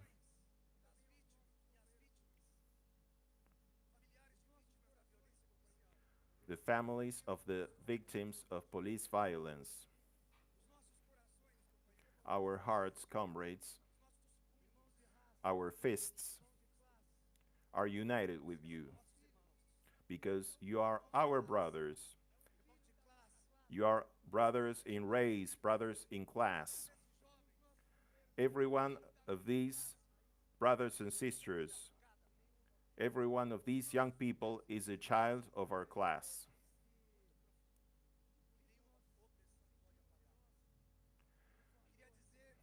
I wanted to say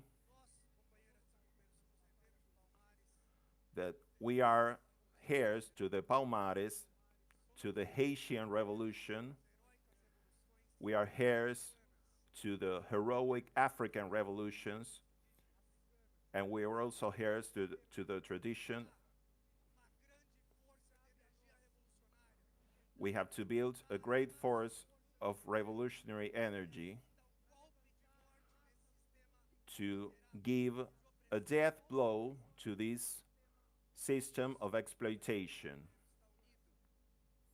Our destiny is united because the oppression is the same across frontiers.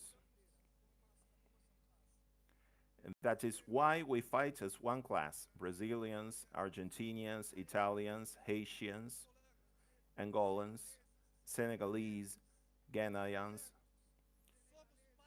Bolivians, we are part of one and the same class that can and will make a death blow to capitalism. I wanted to call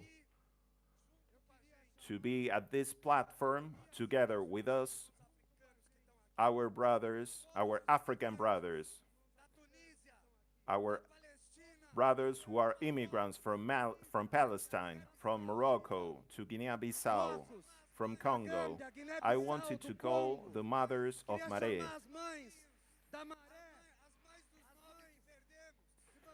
the mothers of the young people that we have lost in police repression. I wanted to call our indigenous brothers to be here. We can and we will unite our forces against police violence.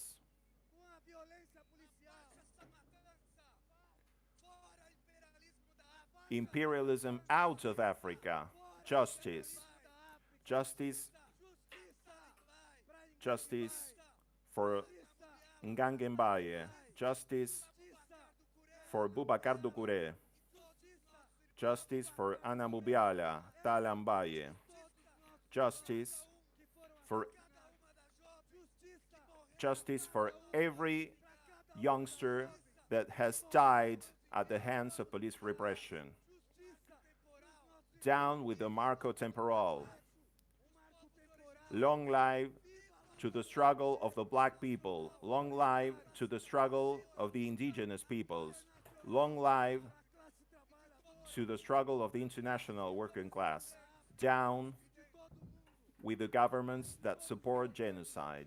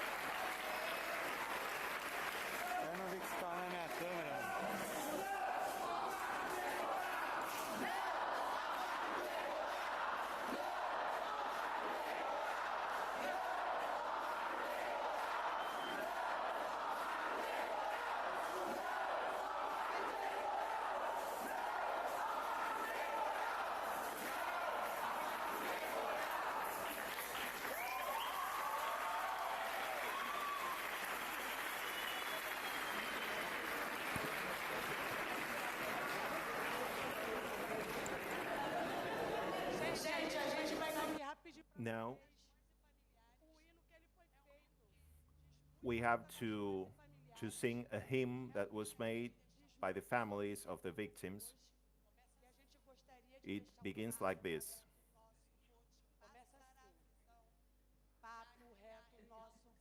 Passar a visão, já que a real não se vê na televisão.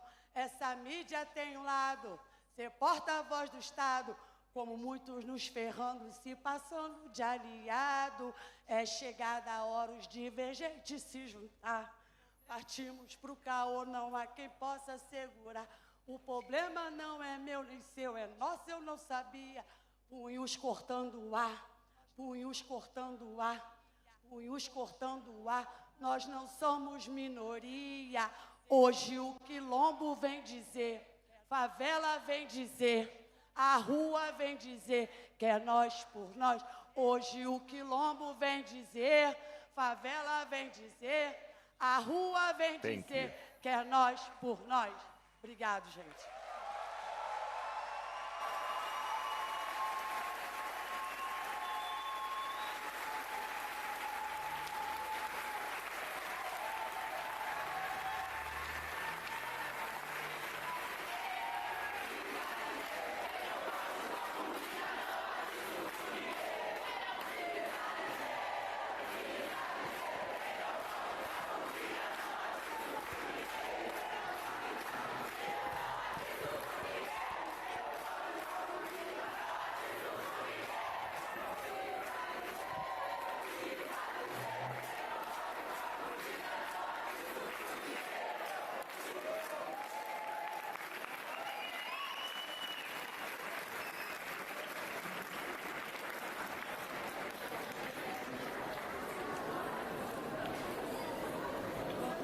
Thanks for the presence of each one of you. It speaks a lot about our fight. I wanted to thank about all the participants, families that were here in the scenario. We have to strengthen our tools fight.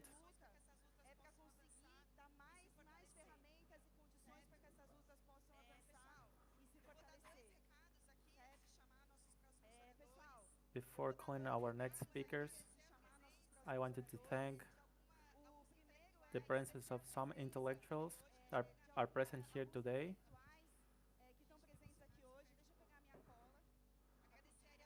Thanks to Antonio Jado, de USP São Paulo.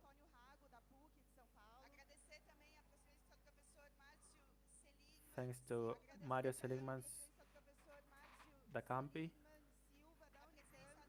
The presence of Douglas Barrios, author. We also know that there are a lot of people joining us in our live transmissions. I wanted to thank people from the PSOL, also present here today. I said in the beginning, when we speak about support, I wanted to reinforce that. Our house marks are at service of the fight against capitalism, oppression, against police that kills our youth every day here in the favelas of Brazil.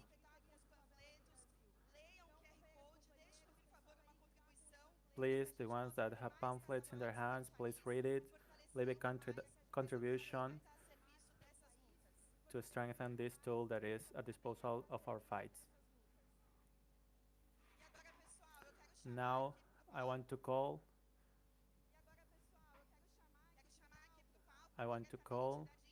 directly from Argentina. You already know.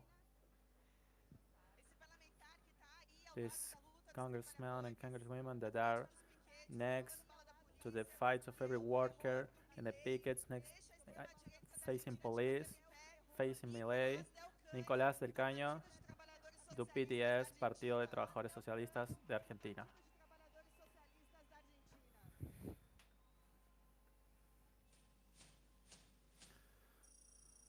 Miriam Bregman y Nicolás del Caño. They are congressmen and women from PTS, No Left Front, FITU, from Argentina.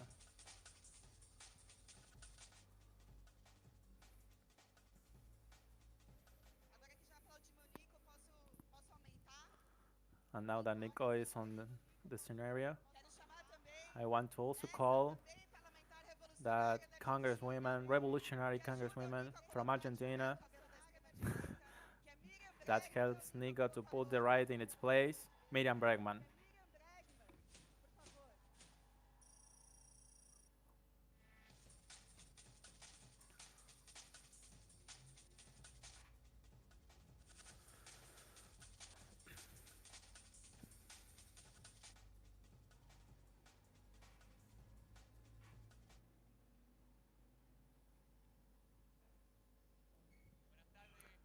Good afternoon, comrades.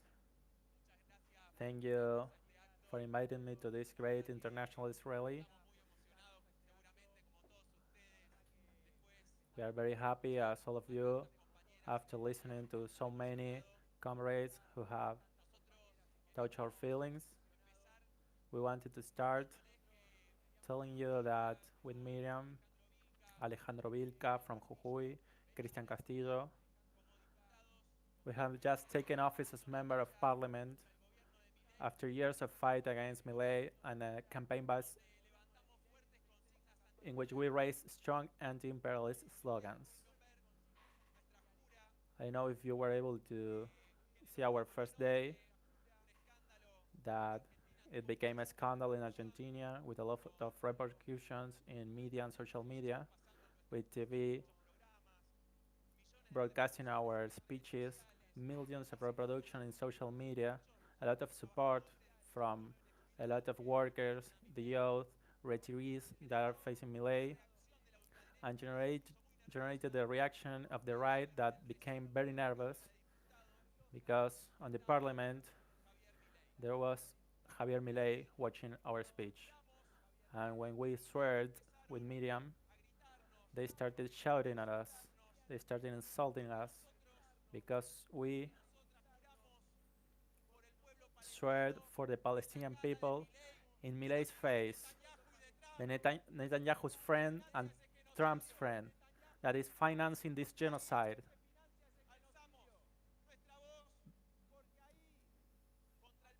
That's where we raise our voice against the pact of Milei and Trump that means more plunder against IMF and the United States. We raise our voices against, and we said, US out of Venezuela and US out of Latin America.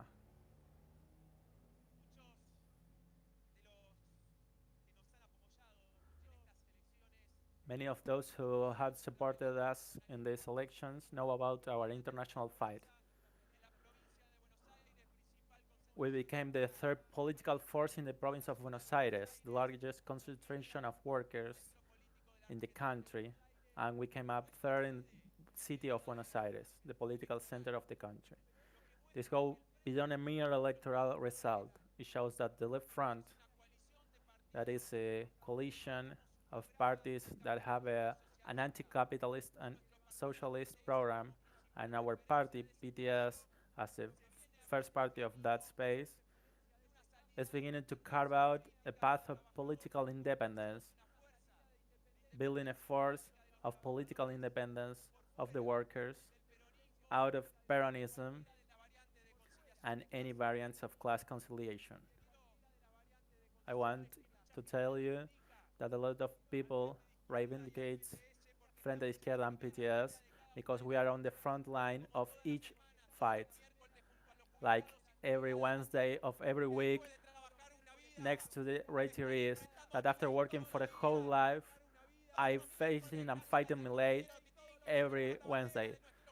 Thank you, Titin, comrade Titin, for having this flag that is fighting with the workers, with all the people, every Wednesday against the retirees, against Milei.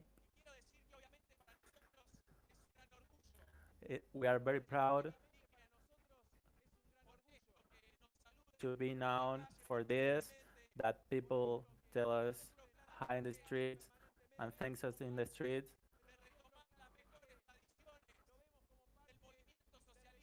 We want to recap the best tradition of the international socialism movement, not only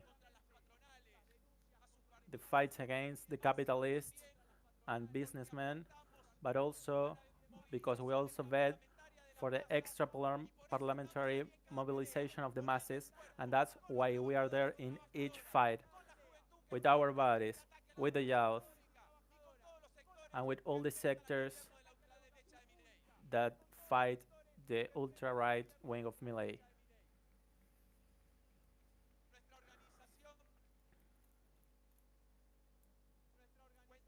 Our organization has thousands of comrades in their companies, in their factories, in hospitals, in places of work, in universities and places of studies. The battle aga against employers, against bureaucracy, against students' bureaucracy, and the fight that we are fighting in parliament is at service of building a great force in unions and student unions in each neighborhood to defeat in class struggle. That's our goal, to build a great force of the working class to defeat in class struggle.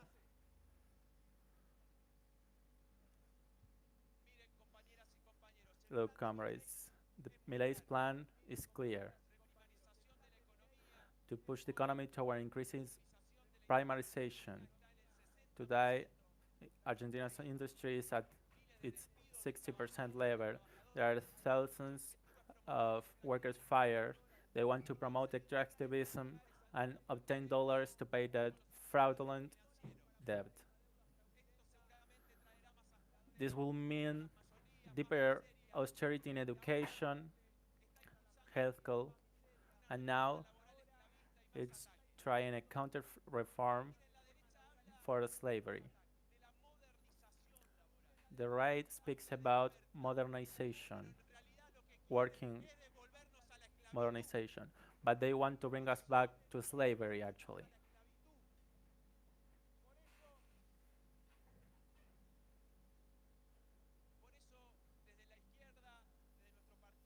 That's why from the left, from our party, with our combative sectors, this Thursday, we are going to do a demonstration against labor reform.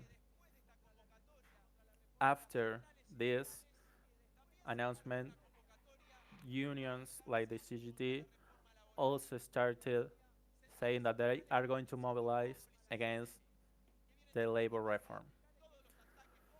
These unions have been complices of Milei. For you to know how the union leaders and the bureaucracy and Peronism that leads CGT, the first union in Argentina, in several media, they said that the left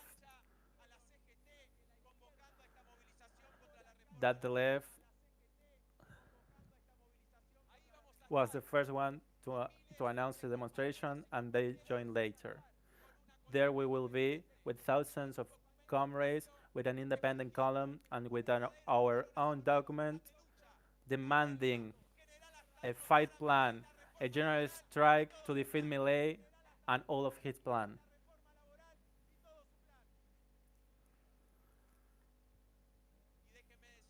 Let me tell you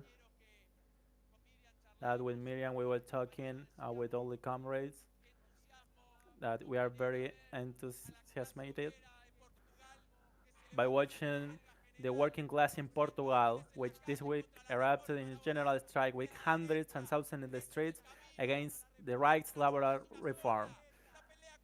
That's the way. We are fighting the same battle against capitalists. The working class is one and has no borders.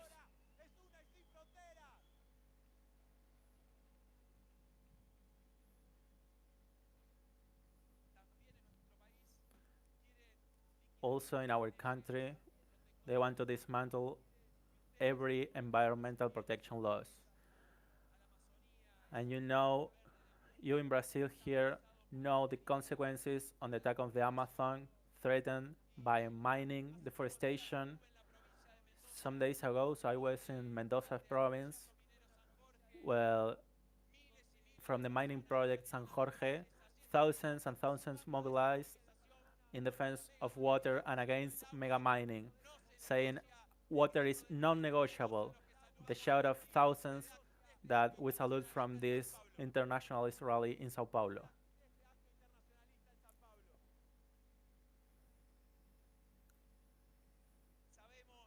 We know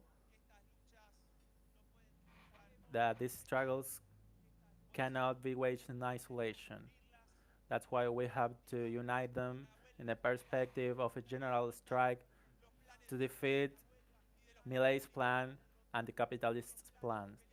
That's why we are fighting to reclaim the trade unions and to organize coordination meetings from below, like the one we did in Córdoba or in the north of Buenos Aires province in Greater Buenos Aires, where almost every combative sector of the workers' movement participated.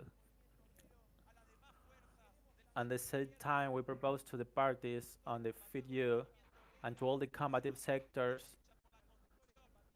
the fight for building a great party of the working class, one that goes beyond the experience of Peronism's conciliation with big capital.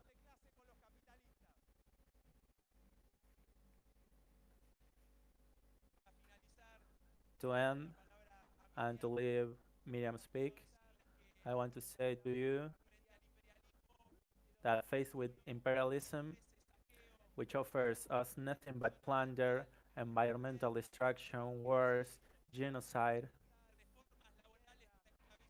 labor reform to further slave the working class, the only perspective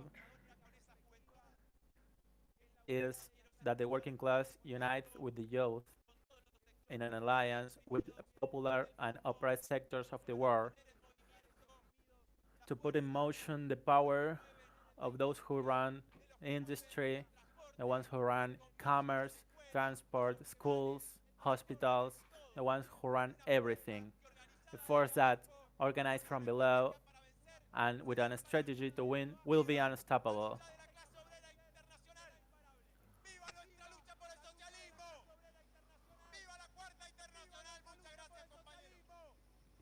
¡Viva la Cuarta Internacional! Muchas gracias, compañeros.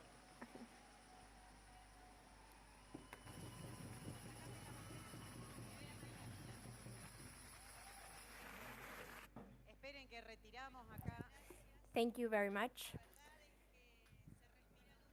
Here you can breathe a lot of fighting, struggles, with everything that has been said, all the comrades that have spoken before, and how Nico said and how everybody that traveled said, those who came from PTS, from Argentina, it's an enormous pride to be here.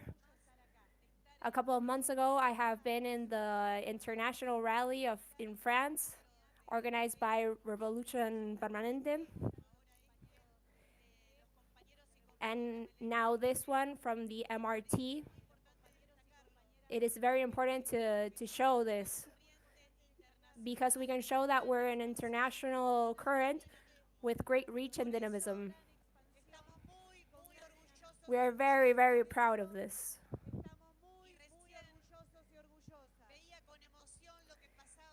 I saw what happened on the stage with Pablito, with Brandao, with all the people that were up on the stage. And I thought that in Argentina we're discussing about a new party for workers.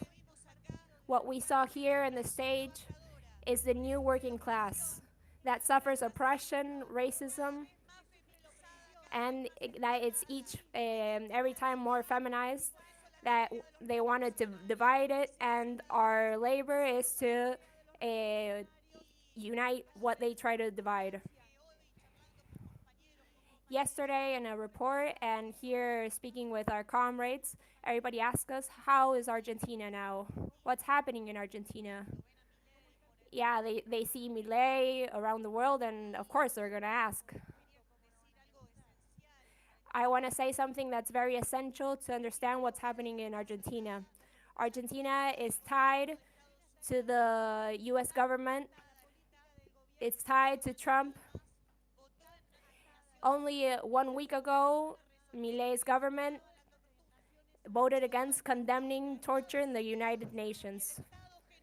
Only in Argentina and only Israel voted like this. This is very important because Argentina, Brazil, and our brother countries were victims 50 years ago of the Plan Condor, where we had a lot of people that were disappeared and that were tortured. This is what we're living here in Argentina, and here in Brazil, you know this. You know how important it is to condemn the torture and what happens with police brutality. And of course you know it. We salute you precisely for that. I want to dedicate some words for the women that fight for their rights, because I've seen that in the last weeks and last days, a lot of mobilizations against sexual violence here in Brazil. Statistics of violations, femicides are chilling. There's an international reactionary organization of Milei, Trump, Bolsonaro. They chose us as enemies. But we're the ones that have the worst paid jobs, the ones that sustain healthcare, education, the care of children and adults, cleaning work. They want us condemned. But we have to rebel. We have to stand up and we have to rebel. We have to stand up because we're in the whole world, in every counter of the world, and we say proudly that after 20 years, we founded Pan y Rosas, our feminist organization, feminist socialist organization that is present in 14 countries.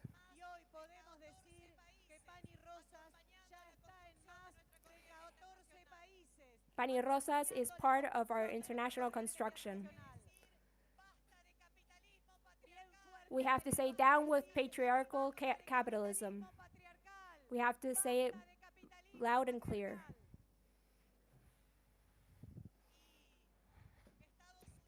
The United States advances with Trump in the political arena. They went with the pressure against Cristina Fernández Kirchner in Argentina, here in Brazil for Bolsonaro's impunity, and also in the economic terrain with the IMF putting some terrible conditions in our countries. And now they're advancing over Venezuela and the Caribbean Sea, and we have to say that we're firmly against that. The US wants to have his backyard completely aligned with them, and we can't permit it. But this not only conditions the policy of the government of Milei, but also of the opposition here in Argentina. That's why the left front that we were protagonists with, Nicolás del Caño, Chipi del Castillo, Alejandro Vilca, had its electoral campaign in the U.S. Embassy in Buenos Aires, where we sent a clear message against against imperialism and against the genocide in Palestine, while the opposition showed that some complicit, deafening silence. They didn't say anything. They didn't say anything. And when you're silent in a genocide, it's because you're complice. You're complice if you don't say anything. It's amazing that the union leaders that are with the Peronism, they go and take pictures at the U.S. Embassy. They drink champagne, they have some mates with the ambassador. And some of them that say that they're national and popular and have a national roots, they drink mate with the ambassador. Can you believe that? They drink mate with the ambassador. It doesn't matter what beverage you drink, if it's champagne or mate, you're still condemned to the US. That's why from the left, we have become a reference for those who fight against imperialism And we say very strongly that we don't want to be in another star on the US flag.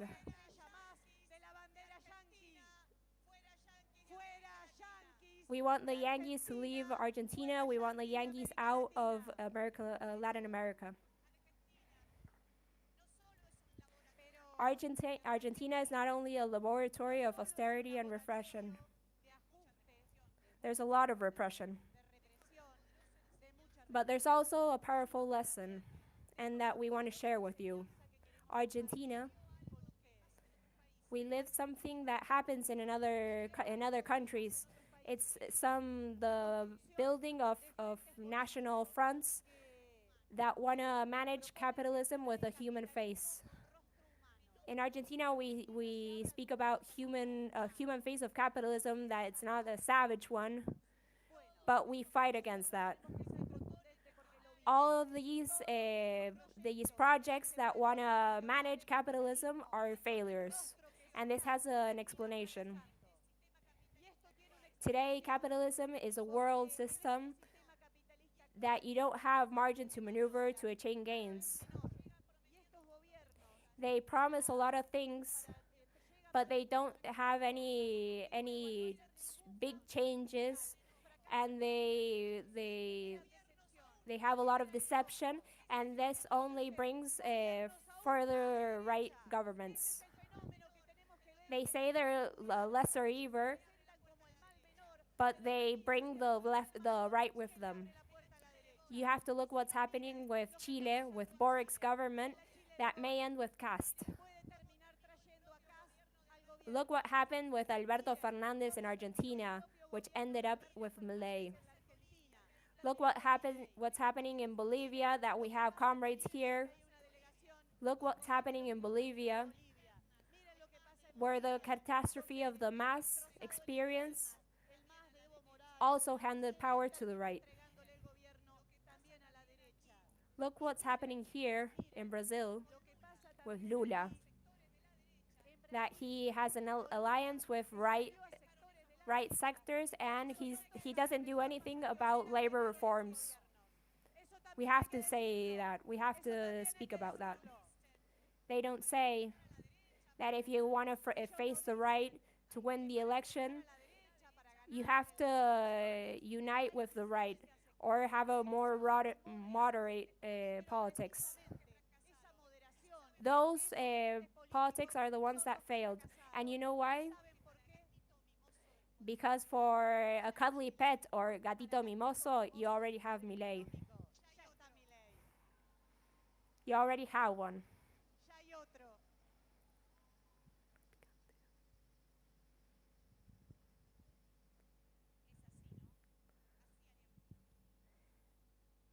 We would do the sign to shut up in Argentina.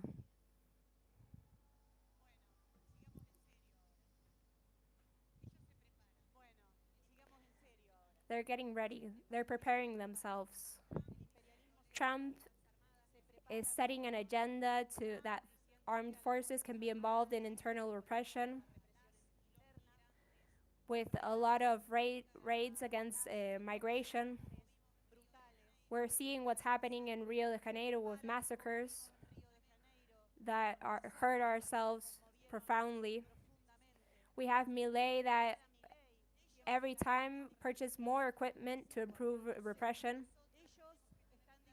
But we have to have clarity that the working class can have a response as equally strong as those attacks. In the resistance, we have to create the conditions to move to the offensive with the general strike as a tool. That is what we have as a tool, a working class tool. With complete political independence from our bourgeois variants, and with a program of breaking with capitalism and imperialism.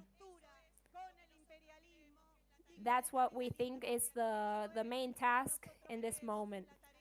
Comrades, to end. We must unite our fights with the people of Asia and Africa who rise up against the IMF policies. We have to unite with the youth who rebel and have no future under the system. We have to unite ourselves with the people of Latin America who fight against US imperialism. We have to unite with the workers that unites with the youths around the world who shut everything down and takes the street protests. They show the way. We have to unite with all the people that are moved with what's happening in Palestine, with the children in Palestine. We have to mobilize. We have to unite our fight, our struggle. Like yesterday, Anas told me, we have to fight against the arms race because the military race is paid with adjustment in health, in education, in political policies, and this is our compromise. And as you have to know that our compromise is to fight in all the countries. You have to know. There's Anas. Do you like what I said, Anas?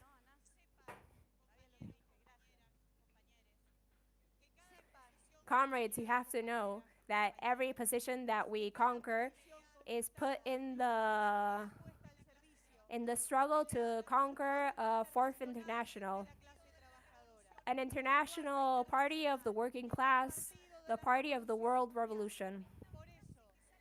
I want to end with a phrase that comes from a song. We're proud to be with the working class. Long live the socialist revolution. Long live the party of world revolution. Long live the working class. We're international class, and this rally demonstrates it. Thank you for the invitation. Muchas gracias. Gracias por la invitación.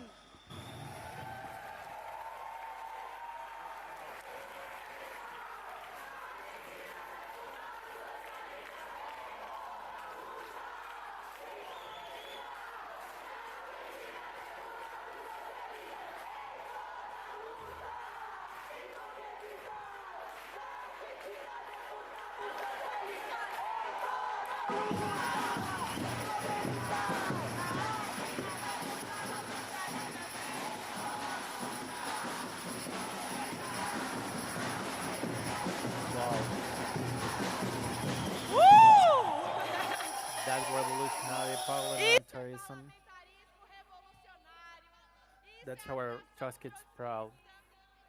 Now, I am pleased to announce a video from a leader and founder of the Trotskyist Fraction with you, Emilio Albamonte. Dear comrades, although I cannot be physically present at this important event, aunque no puedo estar físicamente presente en este gran acto, quería del Partido de Trabajadores Socialistas and the Trotskyist Fraction-Fourth International and share a brief but relevant reflection. To begin, I will read a quote from the great book The Prophet Outcast, which is part of the trilogy by Trotsky's biographer Isaac Deutscher, and which goes more or less like this. Trotsky sometimes compared the progress of humanity to the barefoot march of pilgrims who advance towards their shrine, taking only a few steps forward at a time, and then retreating or jumping sideways before moving forward again, deviation or retreating. In this way, zigzagging the whole time, they arduously approach their goal. Trotsky believed his mission was to urge the pilgrims to keep moving forward.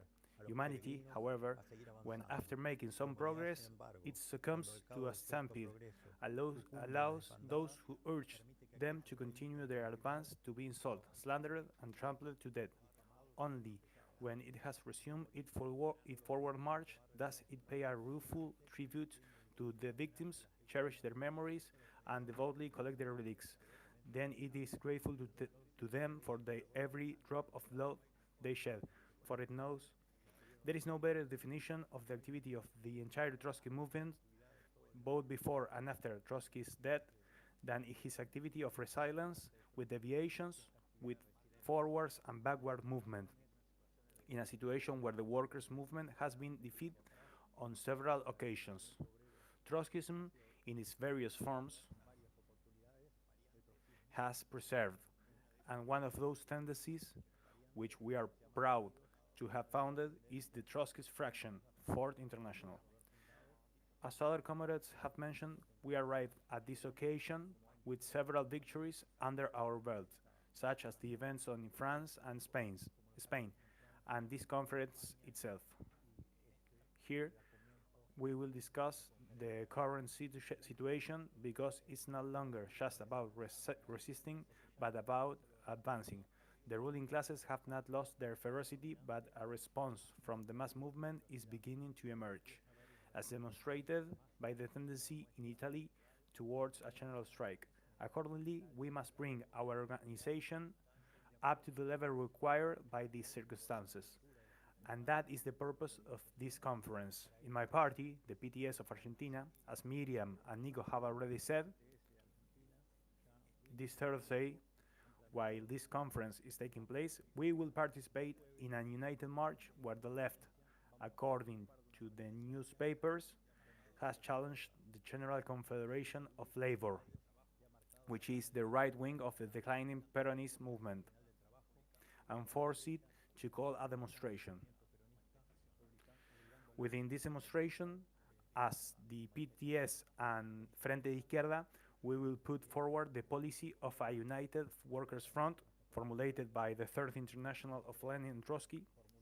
That is, we will strike together with the traitors of the CGT, but we will march separately, because it is not only about holding a march, but of continuing a struggle that can only culminate in a general strike that defeats Milei's plan, which is nothing more than Trump's plan to colonize our entire continent. To that end, alongside marching with the various contingents that the unions will mobilize, the left will be present and will raise the demands to set a date for a general strike that will defeat the government. That should defeat the government. This is one of the tasks we have set ourselves, and I believe it marks the course or our organization must follow, not only to build parties in each of our countries, but also to rebuild the international party of the Socialist Revolution, the Fourth International.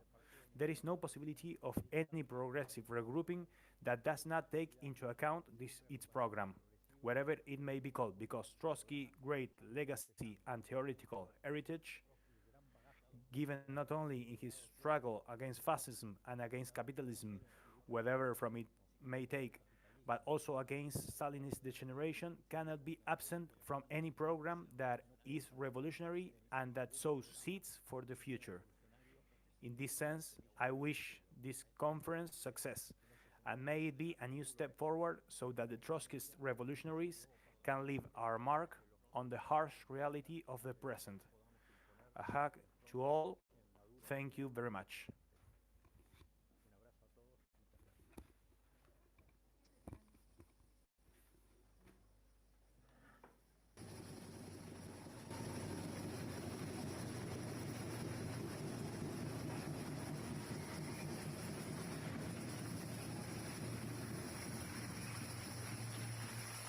It's a very great pride to listen to Emilio, which has been a militant for decades in the struggle for building a revolutionary international.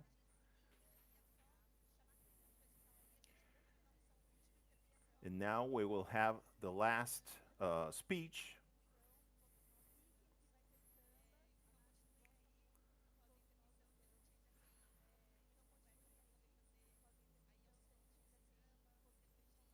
And after the rally finishes, we will have samba and some beers.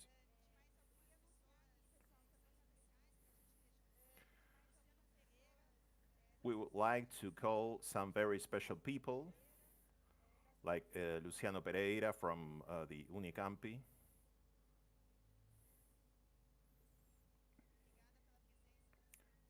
thank you for being here. I wanted to talk about Daniele Araújo from Rio Grande do Sul.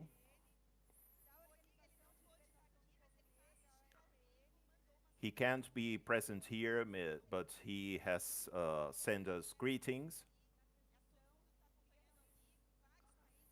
A lot of people are following this broadcast in a lot of countries, in a lot of languages.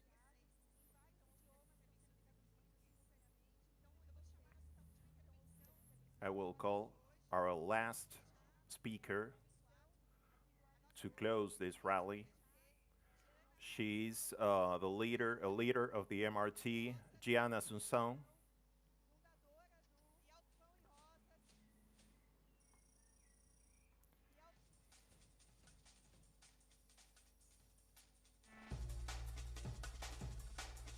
Gianna Assunção is a leader of the trade union. Good evening, everyone.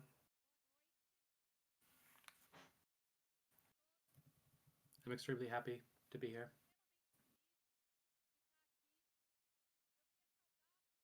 with everybody here at this rally from various parts of the world,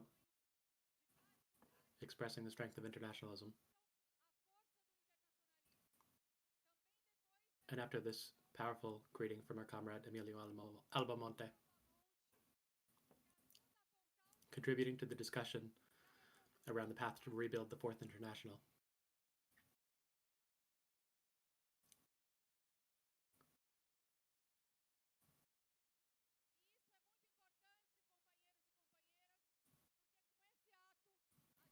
And this is very important because this event marks the opening of the 14th conference of the Trotskyist Fraction.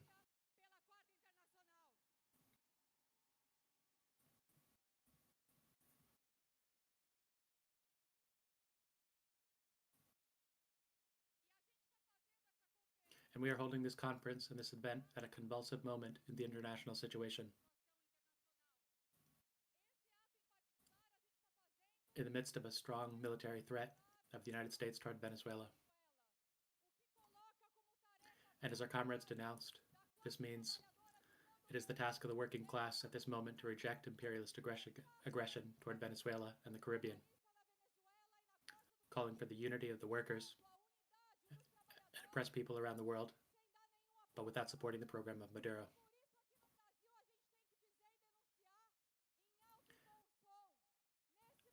And at this moment now, Lula is exchanging pleasantries with Trump in the face of this imperialist aggression.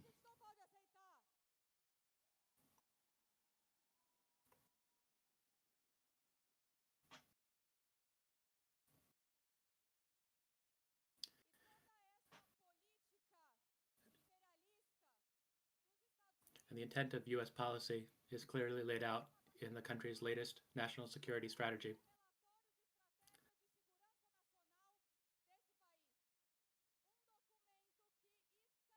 A document that lays bare the deep contradictions of the Trump administration.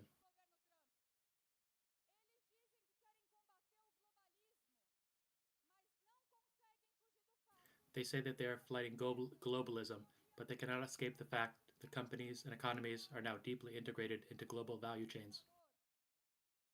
They talk about prioritizing production, but they govern one of the most indebted countries in the world,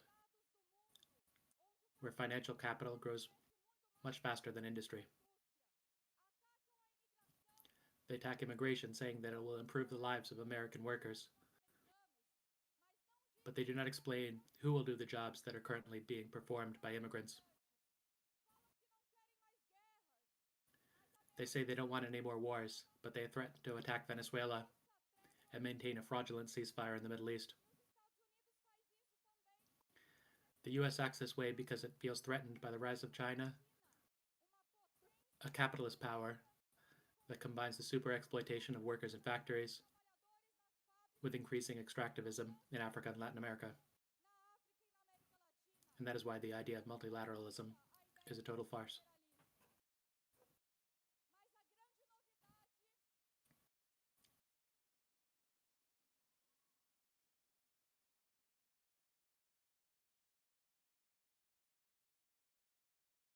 But the biggest development in this international situation, which several of my comrades have already discussed at length, is that for a long time we are seeing class struggle as a dynamic factor.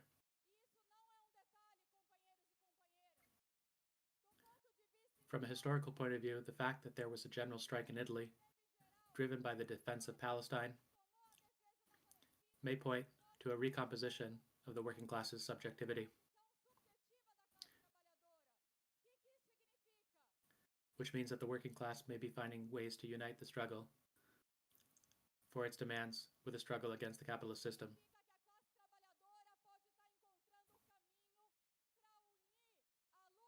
The words of an Italian worker during this strike are emblematic. The same system that oppresses us in the factories is the system that oppresses the Palestinian people.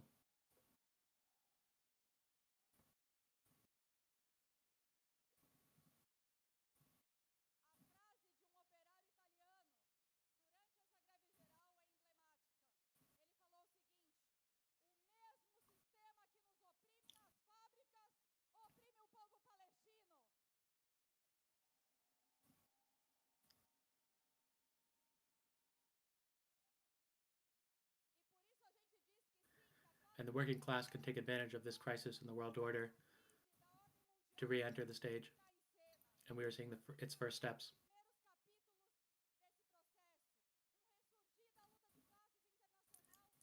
This resurgence of the international class struggle is occurring in a number of Asian countries.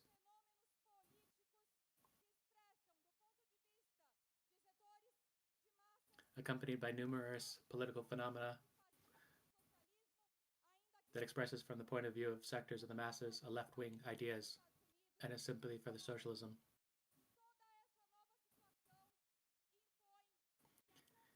As we see in such countries as the United States and Germany.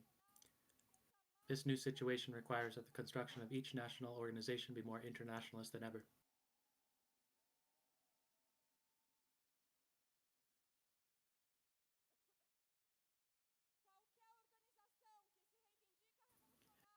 Any organization that claims to be revolutionary and does not have proletarian internationalism as its fundamental compass and guide is doomed to failure.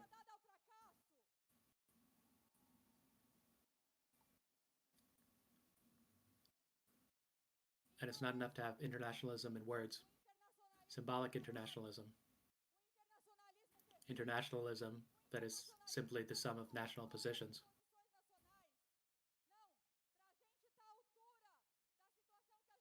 To rise to the challenge of the situation we are experiencing today, we need a combative internationalism, an internationalism that draws on the best of history, of the internationals. That is why we say, long live proletarian internationalism.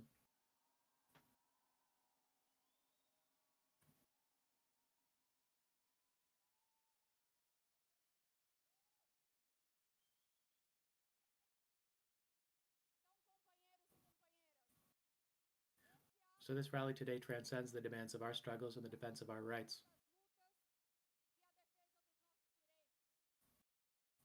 Every demonstration is very important. Every demand is very important. And we have been and always will be on the front lines of these struggles. But we want to make clear that the separation of struggles only serves our class enemies. That keeps workers fragmented, strengthens the workings of the capitalist system.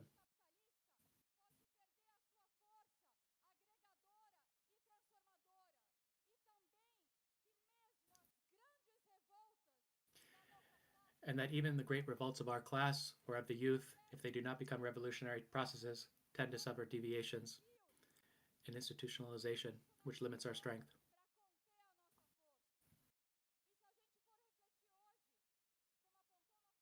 If we reflect today, as Emilio pointed out, the emergence of the Trotskyist fraction as an internationalist current took place at a time of regression, when they said that the working class no longer existed, and we are facing the end of history.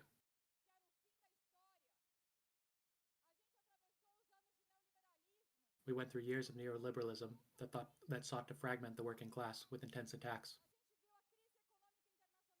The international economic crisis of 2008, the biggest crash since 1929, marked the peak of the neoliberal offensive.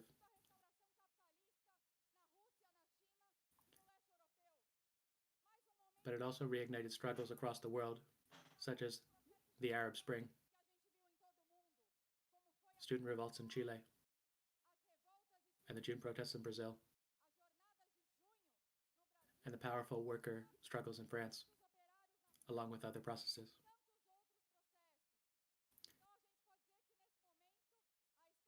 And since then, it has been clear that history has returned, and with it, imperialist wars and aggression, but also class struggle. And that is why we need a response that goes beyond partial resistance.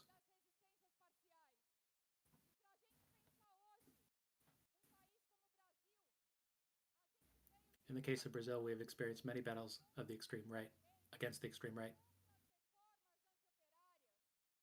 against political attacks and assassinations, such as that of Marielle Franco, against imperialism and its political interference.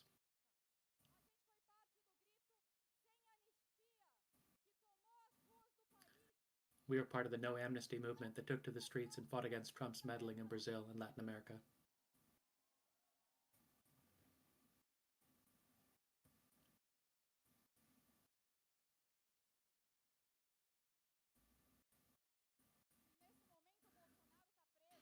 At this moment, Bolsonaro is in prison, as are several generals.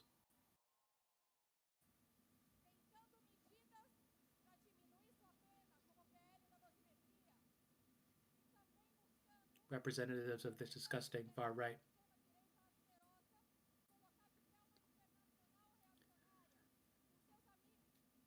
Reactionaries like Cast in Chile, who will be the new representatives of the far right in Latin America, that will have to fight after the failure of the Boric government.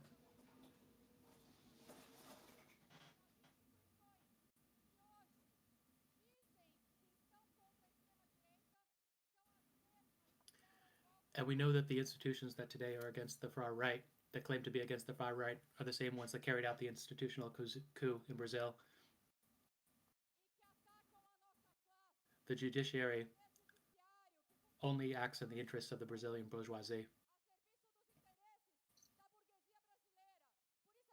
That is why we say it loudly. We only trust in the strength of our class, of the youth, and of all those in struggle.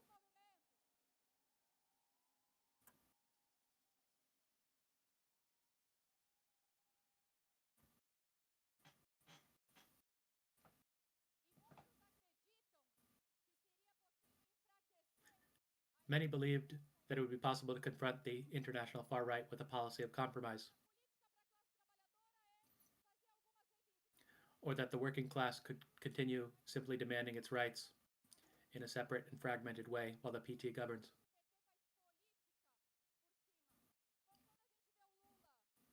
But we see that Lula holds hands with Trump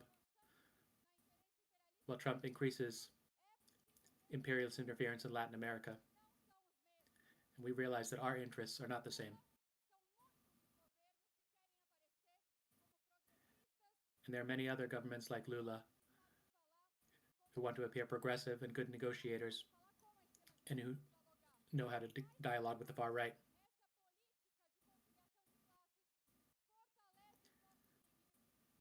But in fact, this policy of class conciliation strengthens our enemies and only perpetuates capitalist domination and exploitation, as we see with the maintenance of all the reforms and Lula's new spending cap in Brazil.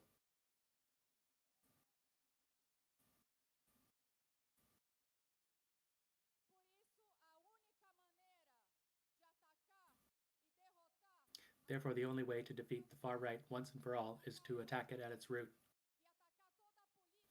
fighting against the policies and the capitalist system that feed it. Otherwise, we will be hostages to a cycle of the return of the far right, from election to election, simply voting for broad fronts that seek to contain the strength of the working class.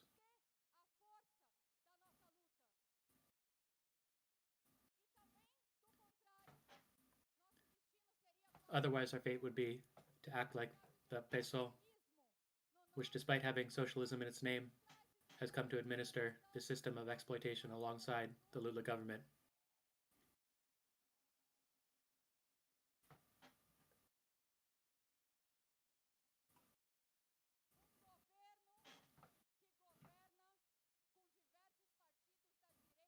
Which governs alongside various parties from the right and the far right, now with Bolus as its minister.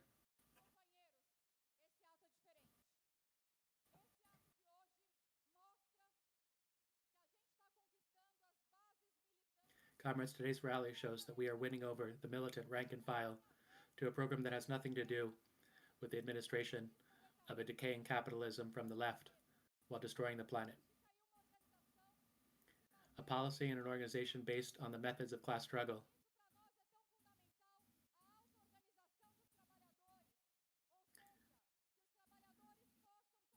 That workers can make their decisions about their own struggle and about the society in which they want to live.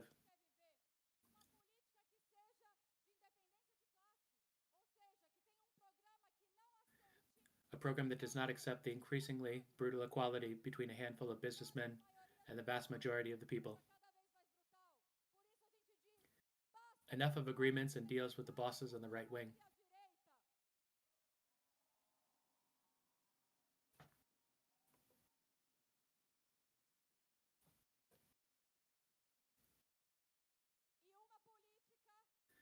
A policy that does not trust in institutions or in government,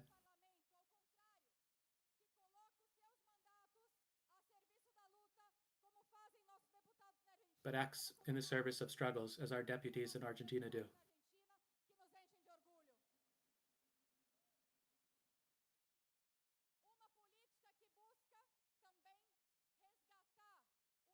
A politics that also seeks to rescue the best of Marxism, to sharpen the weapons of criticism in an open ideological struggle against all the variants that distort or attack Marxism today. I would like to send greetings to all the organizations from 14 countries and 7 languages that makes possible our international network of newspapers, our magazines and publications. Let's have a big round of applause.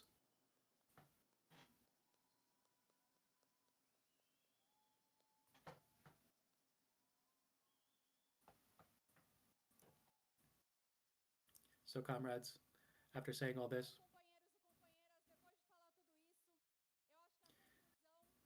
I think the conclusion is that we have to prepare ourselves to fight harder and harder so that the international working class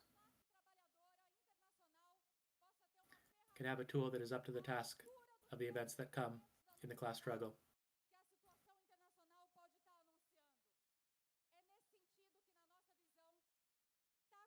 And in this sense, more than ever, there is a need to fight for the reconstruction of the Fourth International.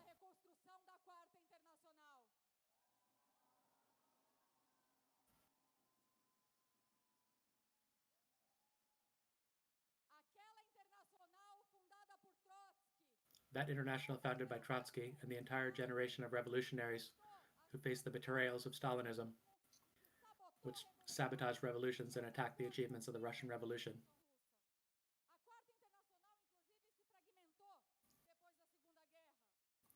The Fourth International fragmented after the Second World War into currents that ended up seeking shortcuts, that is, into the old opportunism, or sinking into dogmas that serve no purpose. Regardless of the path, the premises of the Fourth International remain valid and point the need for us today to rescue its banners.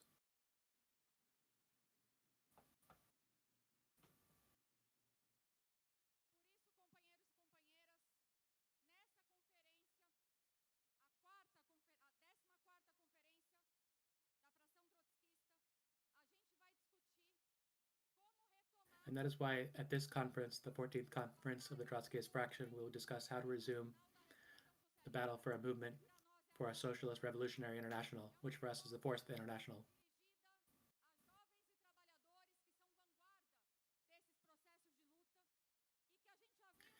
Which we have already been discussing with organizations that are seeking this revolutionary path, such as our comrades from the Rouge Group in Belgium, our comrades from Marxist Socialism in South Korea, our comrades from What Is to Be Done in Canada, comrades in Spain, and Angola.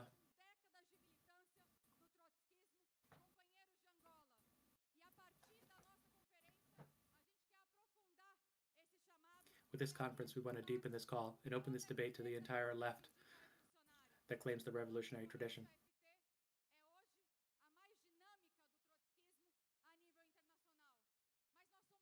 Our current is the most dynamic in Trotskyism internationally, but we are still few in the face of enormous challenges that we face.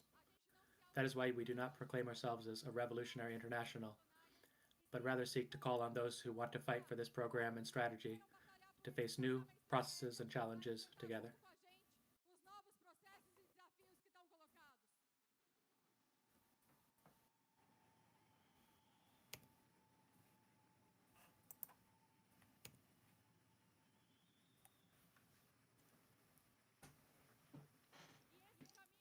And this path is important because the relevance of Trotskyism, which for us is the revolutionary Marxism of our time, is strengthened the more we see the degradation of this capitalist system produces day after day, exploiting the working class, murdering women and LGBTQ people, as we see in Brazil. And that is why Tainara, Catarina, Alani, Laisi, and so many other women are present today.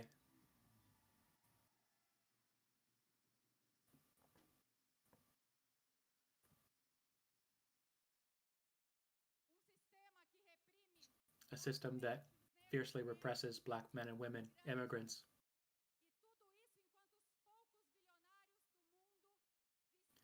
while a few billionaires in the world enjoy the sweat of our labor for a life that is impossible for the vast majority. And the planet is being increasingly destroyed with predatory capitalism attacking indigenous people, destroying forests, biomes, and all of nature.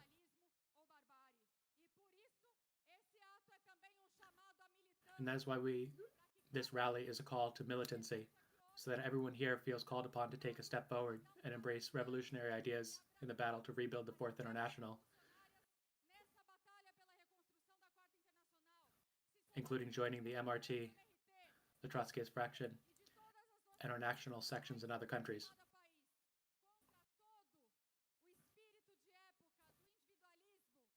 Against this whole spirit of the age of individualism, meritocracy, fragmentation, and the division of our class, we call on you to take on the exciting task of being a part of building the future of humanity against capitalist barbarism.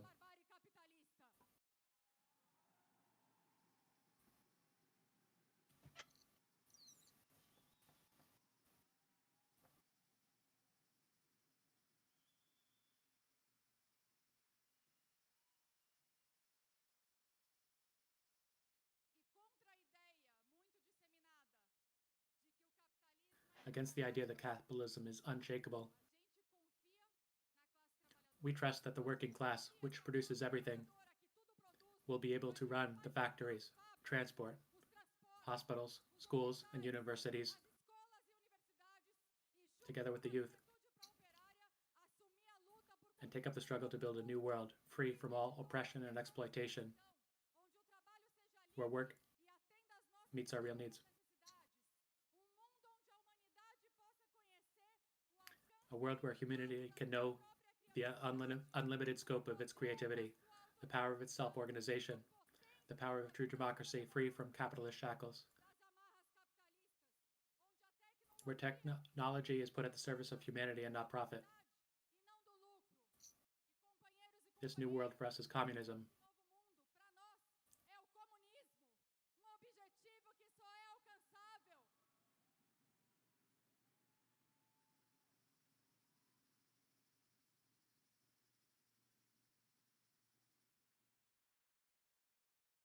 An objective that can only be achieved through a workers' and socialist revolution that spreads internationally. And this requires us to build the tools for this battle right now. This world is worth living for, because as Leon Trotsky said in his last testament, life is beautiful. May future generations free it from all evil and oppression. Long live the socialist revolution. Long live the working class. Long live the Fourth International.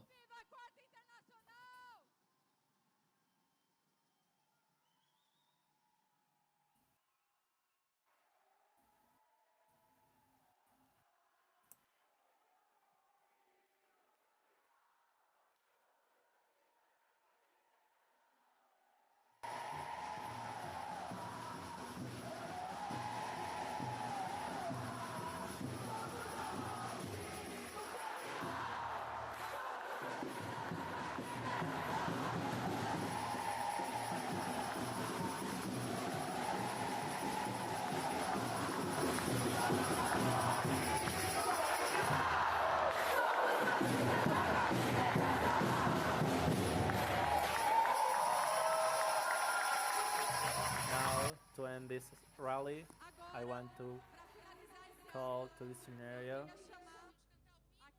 to sing the Workers' Internationalist hymn to all the speakers that have already spoken.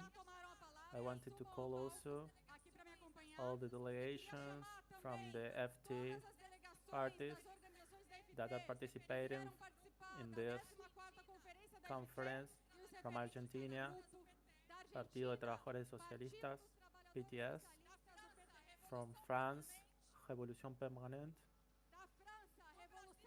from Brazil, Movimiento Revolucionario de Trabajadores, de Chile, Partido de Trabajadores Revolucionarios, to Spain, Corriente Revolucionaria de Trabajadores y Trabajadores, from Venezuela, Liga de Trabajadores por el Socialismo, from United States, Left Boys, from México, Movimiento de Trabajadores Socialistas, from Germany, Organización, from Italy, the International Revolutionary Fraction, from Bolivia, Liga Obrera Revolucionaria, from Uruguay, Corriente de Trabajadores Socialistas, from Costa Rica, Organización Socialista Revolucionaria, from Perú, Corriente Socialista de los Trabajadores. I want to also call invited comrades from Belgium and South Korea, and let's sing the International.